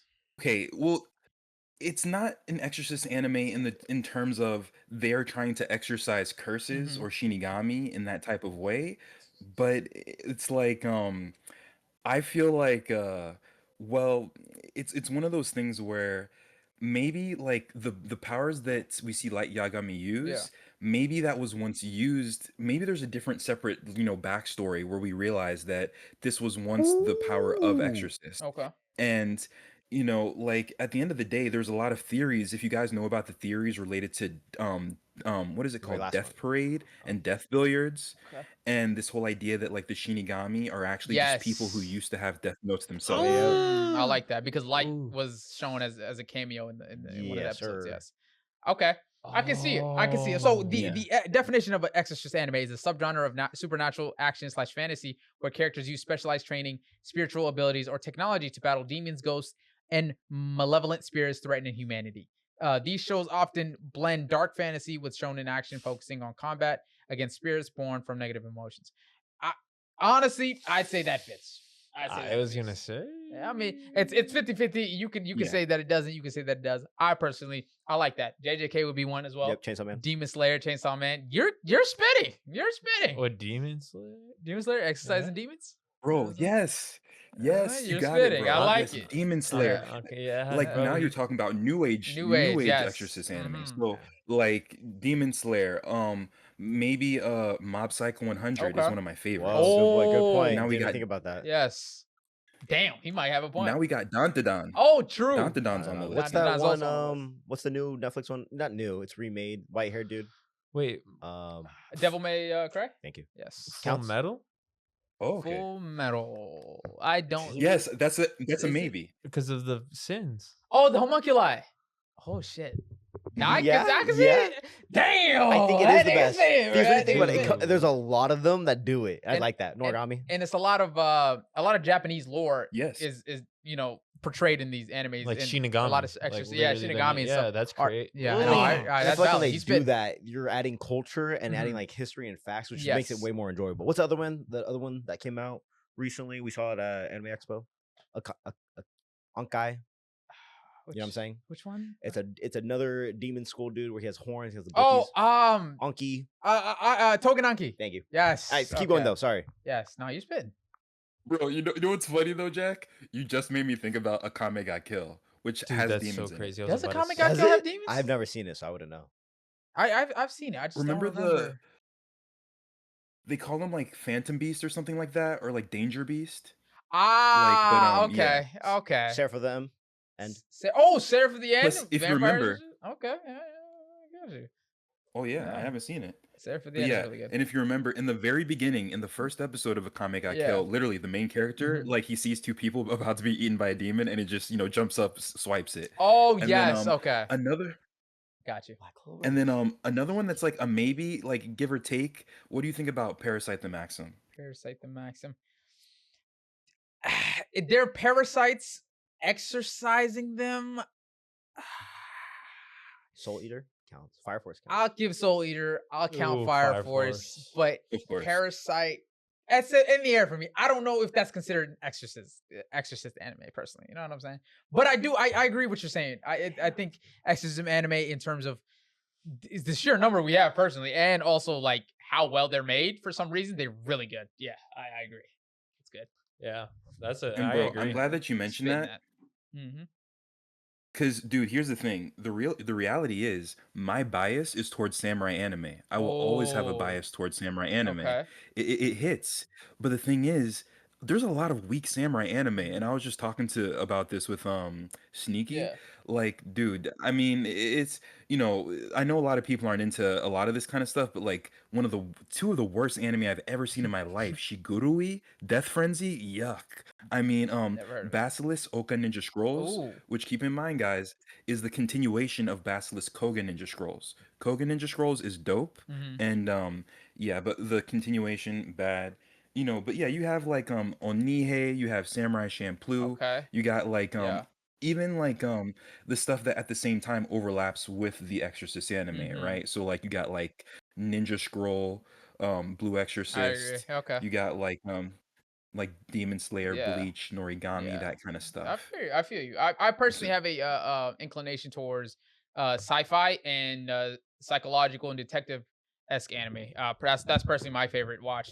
But I agree with you. I think there's a lot of really bangers in the Exorcism category for sure.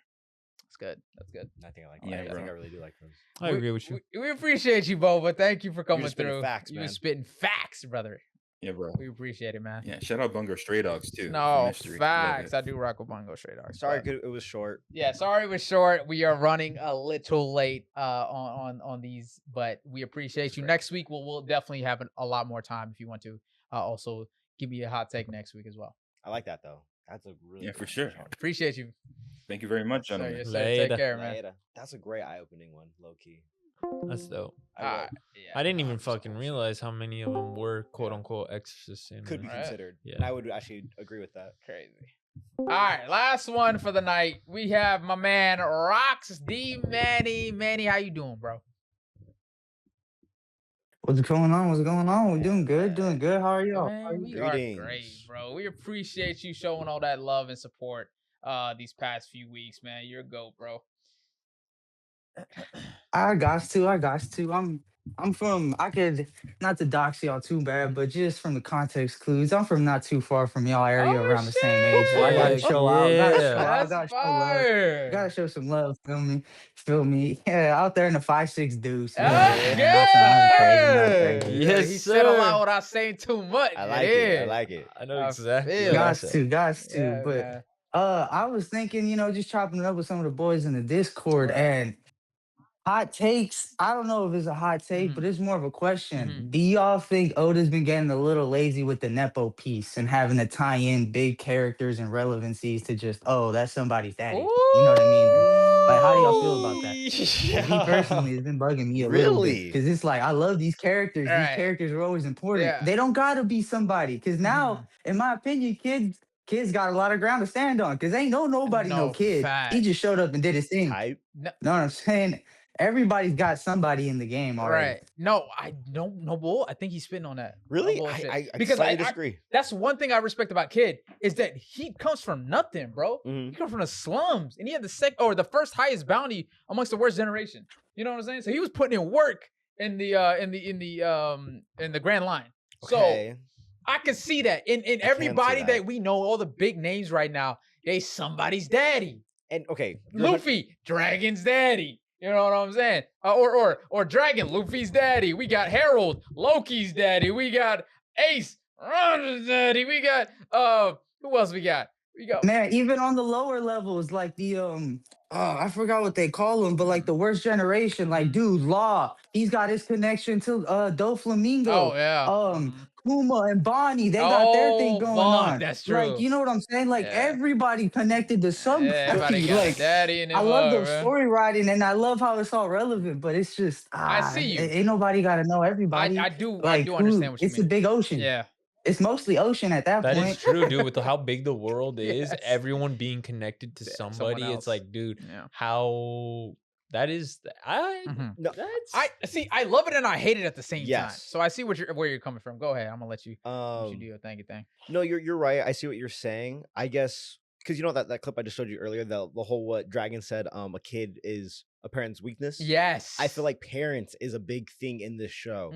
So it's like, yes, the whole Nepo thing is a reoccurring theme, but I feel like that is the show. Yeah. So it's kind of hard to differentiate the two. If you could counter that, I'm all ears.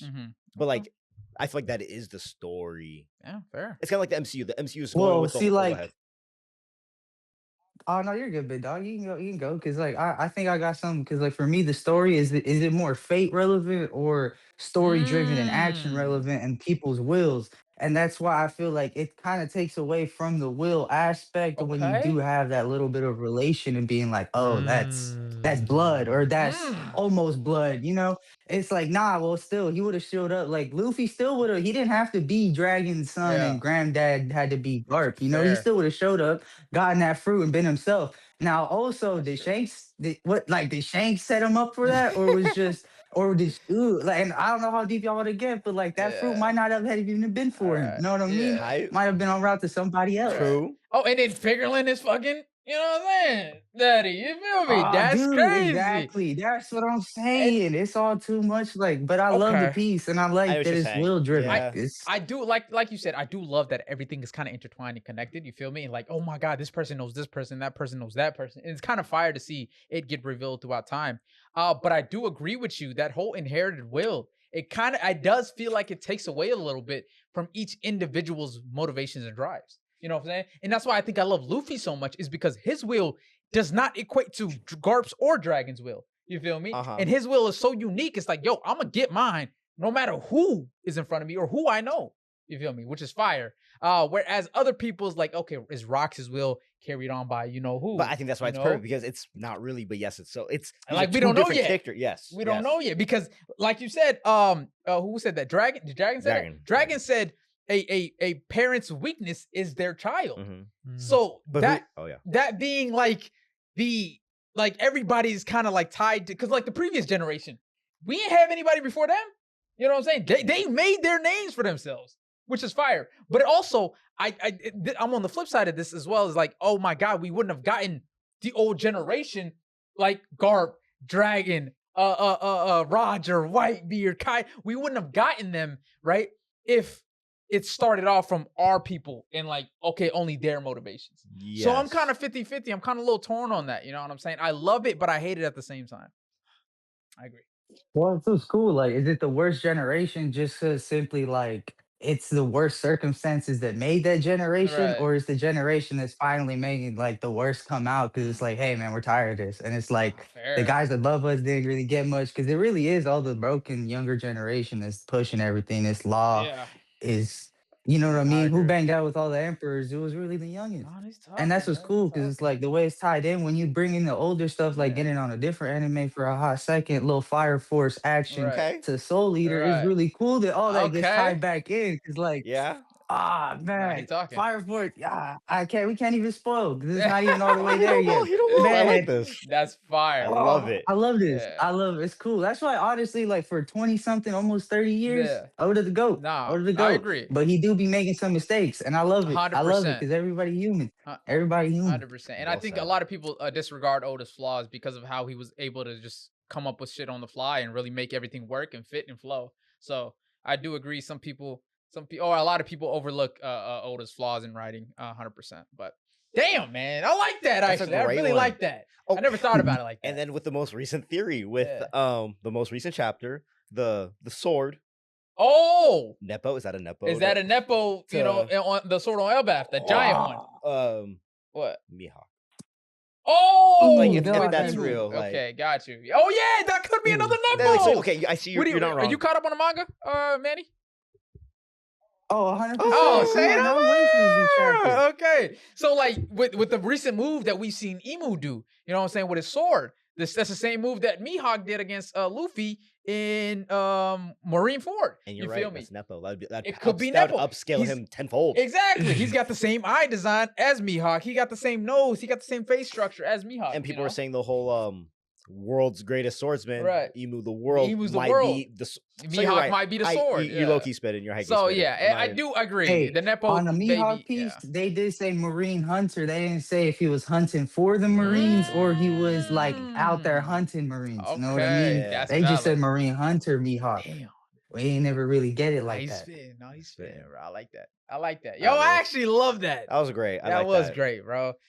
Man, we damn. might have to dive That's deeper what's into up. this That's next what's up. week for sure. You, especially with Kane comes. I know my boy Zeke's been missing, but you got to Dude. bring up. I've been trying. I brought up. I was trying to get my boy to watch because I know he likes cars. I was trying to get him to watch MF?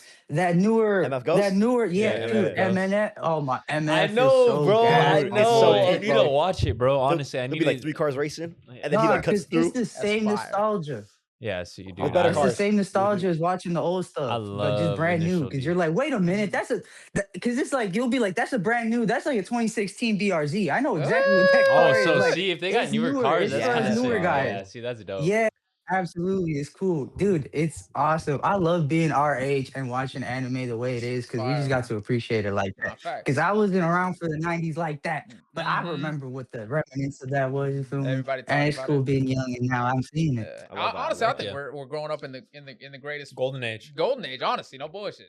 Actually, but let me. We appreciate you, Manny. Thank you, like That was genuinely, great. I bro. You're a love that, goat. man. Oh yeah. You feel me? There's some more people up in here, man. We- I hope y'all have a great day, have a great night. Let's end it out on start a good week, boys. 100%, Sunday. Appreciate that. man. And we Appreciate that, appreciate you showing all the love that you've been showing, bro. Genuinely, like you a goat for real. For real. Absolutely. I will. Y'all have a good night. will, Stay Appreciate you, man. blessed. You You too, too. bro. That was fuego. Good guy, man. Good guy. All And right. fire username too. Fire user. The Roxy Manny? That's so tough. That's so tough. But that was all of the call-ins. We got some super chats real quick. We're gonna read them and then we gonna close it out. You feel me? All right. So we have a $10 super chat from Roxy Manny Force with he did. Yeah, I read this one. He definitely would have taken better care. Well, he was his daddy, yes, but he would have definitely handled everything better than Lord Dord, 100%. Flame Alchemist with the $5 super chat. I saw you in the Discord. I'm sorry, we don't have enough time for another call in next week for sure. We say as many takes as you guys want for sure. So we'll have enough time next week. Aizen is an anti-villain. He wants to end the corruption, but his ways are wrong. He wants to make Soul Society be better, but he has villainous ways. Really? I see. That's the thing. I don't remember what Aizen's actual intentions were. I was under the assumption he just wanted to be as strong as Damn, so possible. you was just gassing. No, from what I was understanding, he just wanted to get all the power and like get all the technological advancements so that he could rule. And I thought that's what his intentions were personally, but I could be wrong. But if Flame, if you're saying that's what he's, I'm saying it could be right. But Hey, my bad, Scorpio. I know, bro. You want me to watch? I know, bro. They want me to watch One Piece. Y'all want me to watch? Come on, bro. Doom. I gotta catch up. I'm Gotta sorry. catch I'm up on sorry. I'm everything, sorry. bro. Just one episode a day, bro. I'll also talk to you about this. You could also read the manga if you want to. I would be mad at. I would not be mad at that. Read the manga if you Way want quick, to. way It's quicker, quicker as bro. fuck. Yeah, it's quick as fuck. But you know what I'm saying. Or I could give you something else to watch. You know, since to make it a little quicker. But it's cool. It's cool. But let's read real quick some of the y'all chats and then we'll end it off. I feel Oda was pointed out pointing at how the old gen still has their hold currently way back then, and this is how. Wouldn't you argue if someone will carries over multiple generations, that will is stronger than the normal one? Yeah, it could be groomed though. I do agree. All for one for all, or sorry, one for all. Oh, all for one for all for one, the one that all stayed alive this whole time, right? All for one sounds selfish. That sounds like one for yeah. all sounds one for all is everybody. Selfless. Yeah, but I agree. Yeah, no, maybe that's why Luffy's will is so strong. Is that the devil fruit is kind of like carried on from person to person to person type of thing, and that only the person that has that type of will can, bring it out, or it's gravitated towards that person. Or the devil fruit is, at least.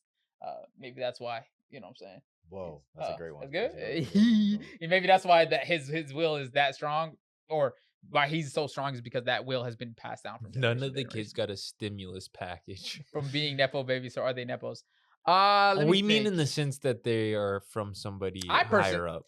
Oh, it doesn't mean that they have to get a stimulus package, right? It just means that you're a baby of someone else. Yeah. However, I would argue that their wills is what they got from them. You know what I'm saying? Some of their wills is carried on from them. Or some of their, who knows, hockey. It might be hereditary, genetic. I don't fucking know. It could be the case. It has, but all I'm saying is some definitely got more than others. Top Exorcist, Samurai / Exorcist anime equals Dororo. Oh, I do love Dororo, man. Dororo's amazing, bro. Dororo is amazing, bro. Minato versus Itachi, who has more aura? We already answered this before. We got clips on it everywhere. But personally, I say Minato. You can make an argument for Itachi. I'm not mad at either one. They both got hella aura. No bullshit. I think it's portrayed better with Itachi because Kishimoto loves Itachi and that's his favorite character. So, you know what I'm saying? And that nonchalant aura, it does kind of give you a boost, which is a little unfair, but I give him that, bro. I give him that. I still think Minato got more though. Itachi ain't got no nickname. Cool though. Wow. It's cool though. I mean, he ain't got no nickname, right? Wait, he doesn't have what? He doesn't have a nickname, no? What's his nickname? Huh? What's his nickname? Itachi's? Bro. Oh, I don't know. Let me see. Niggas gotta search it up. Minato, I got that shit off the dome skis, bro. I got that shit off the dome skis. Because it's easy to remember. That's cool though. What do you think are gonna be the final arcs of One Piece? Clan Killer Itachi. Yeah, that's the nickname y'all glazing right now? The Clan Killer? Itachi of the Sharingan. But that you could say that about like. That's what we glazing, okay. Uchiha Assassin. Yeah, what's Aaron's nickname? The Rumbler? First off, Aaron was never in the Isn't it crazy? Rumbler is crazy. Isn't it crazy? I didn't even bring up Attack on Titan, and niggas still find a way to bring that shit up. That's how you know that shit. That's how you know that shit. Because it's one of the greatest ever, right? Of course. Hey, a Nepo baby is a person usually in entertainment or whatever, whose success is largely attributed to their famous or influential parent. So Luffy. Low key, the Monkey family got a name, bruh. Everybody in the Monkey family, like, oh shit, that's that nigga. You know what I'm saying? But he did make a name for himself. He did. I give him that. I give him that. But Minato, yeah, shut up. Yeah, good one, Jello. Good one, Jello. Let me a Minato brace for him. Whatchamacallit. All right, so what do you think are gonna be the final arcs of One Piece after LBF? I honestly don't even know. I don't know where it can go. I feel like they cover where everyone gets. Go ahead. I don't want to say this properly. You know how everyone trained for X time? Yeah. I think those islands we might go. We already visited some of them. Tequila Wolf, is that a Robin's? Oh yeah. I feel like maybe so. that one has an importance. I got one. Oh, I do agree with you on that. I just don't know what, but I do agree with you on that. I think they go to Pirate Island. I think they go to Pirate Island. I heard that's where they go next. Yeah. Real quick, hella off topic, not spoilers, kind of spoilers. You know how in Elbaf, Lilith's weapon to suck the energy. Yes. And someone's like, "Oh, everything's frozen," and someone's like, "No. They just lacks energy. Heat. What's another ice thing? Loki, and I was gonna say Aokiji? I think I was gonna say the Loki thing. What if someone didn't freeze it? Oh, what if you know how we're talking about ores and the galley law? Instead of maybe Loki froze it. Yeah. But you know how in Fishman Island, Luffy's prophecy is a man that's gonna burn the world.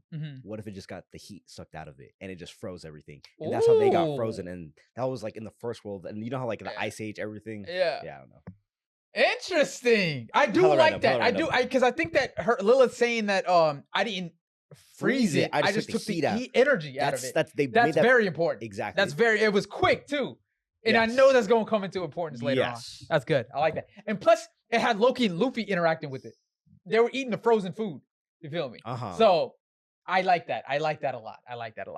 They got to do a crazy war. They got to do a crazy war, and they got to do a laugh tale at the very least. Yes. Well, war is coming. Laugh tale is coming for sure. But I think there's something before that. Did you mean Pirate Island as laugh tale, or did you? No, I think Pirate Island in general. I think they for Garp. You're right. You know what I'm saying? I think shit goes down for Garp personally. That might happen. Maybe that's not my. I don't know if Oda wants Blackbeard to go out that way. You know what I'm saying? But I don't know. You know what I'm saying? It might have something. Somebody happen. Oh, you know what I'm saying? Marie Joie. I think they go to Marie Joie again. Oh, someone does. That might be the war. I think it might happen at Marie Joie. On the Red Line. Yeah, type shit. In my opinion, that's what might happen, because on the Red Line is just a big ass wall of land, right? That's a great. You know how cool it would look to have like two sides just running at each other like that.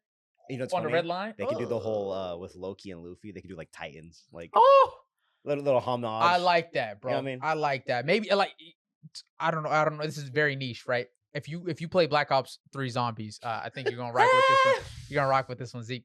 Revelations, like or before Revelations, they talked about the Great War that happened between two species, right? It was the Margwas and like the apothecaries,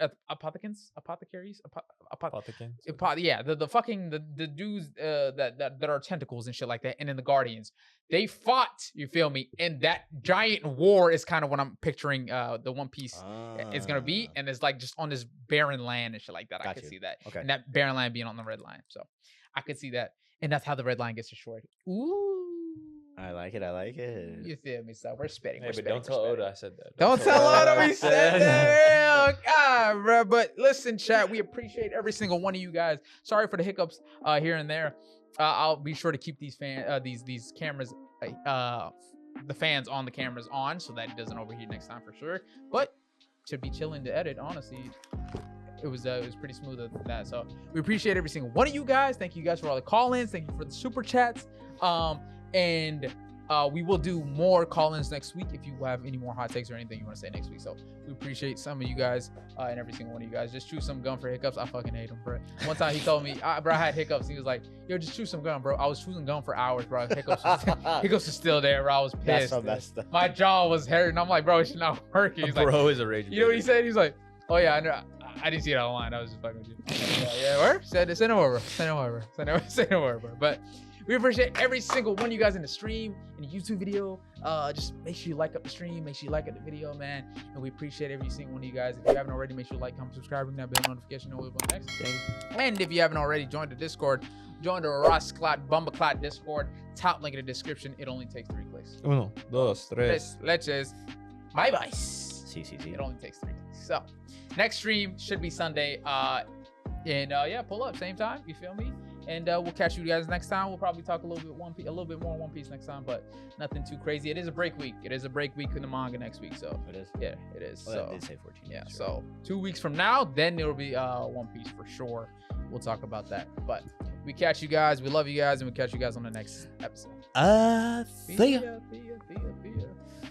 Next stream is on Sundays. Every single Sunday. YouTube videos usually come out on Tuesdays. Taco Tuesdays. I might put this one out tomorrow, depending on how I'm feeling right now. I thought it was gonna be a lot shorter, but Collins went a little longer than I expected. That is on me. But yeah, so there's that. Someone clipped me saying Luffy is Dragon's daddy. Yeah, facts. But yeah, we appreciate every single one of you guys. Now for real, chat. Next Sunday is the next stream, so make sure you pop out for that. We'll try to be a little bit better with time management during the pod. I know I went a little bit over, or a lot over this time, but I wanted to get the call-ins in this time, so appreciate you guys. Wait, did you guys talk about the Invincible ending? No, but we did talk about the scene with Eve and Mark about the baby. But Zeke is actually watching it now, so that's fire, right? So which is cool to see. So no spoilers for Zeketron, you know what I'm saying? Even though he did spoil. I know, just right now. What? About the pregnancy and everything, abortion. We talked about it. No. We already talked about it. No, me not knowing. You already know. We literally talked about it when he was here, no? No.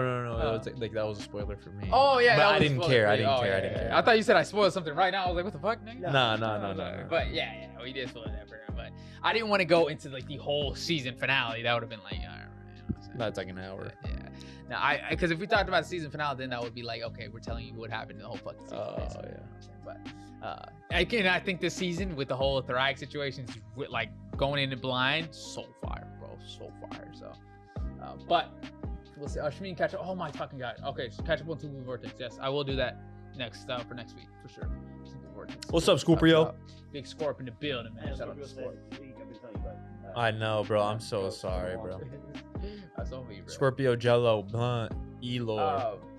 Blunt says it was my fault, gang. Nah, you good, Blunt. It wasn't your fault. It was me and my inability to, you know what I'm saying, time it. He wants everyone to have their word in, so. I did. Appreciate everybody that was here.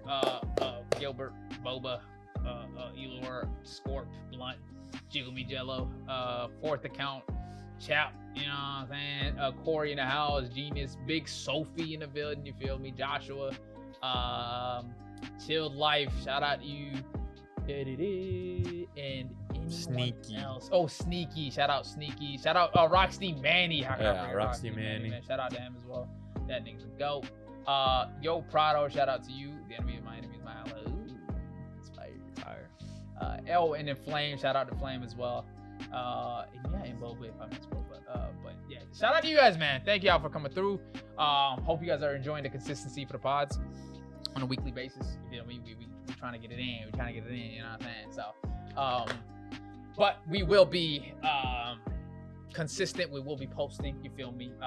June we won't be. I will be out of the country in June. However, content will still be coming out because we will batch record prior, but content will be still coming out. Maybe no live streams.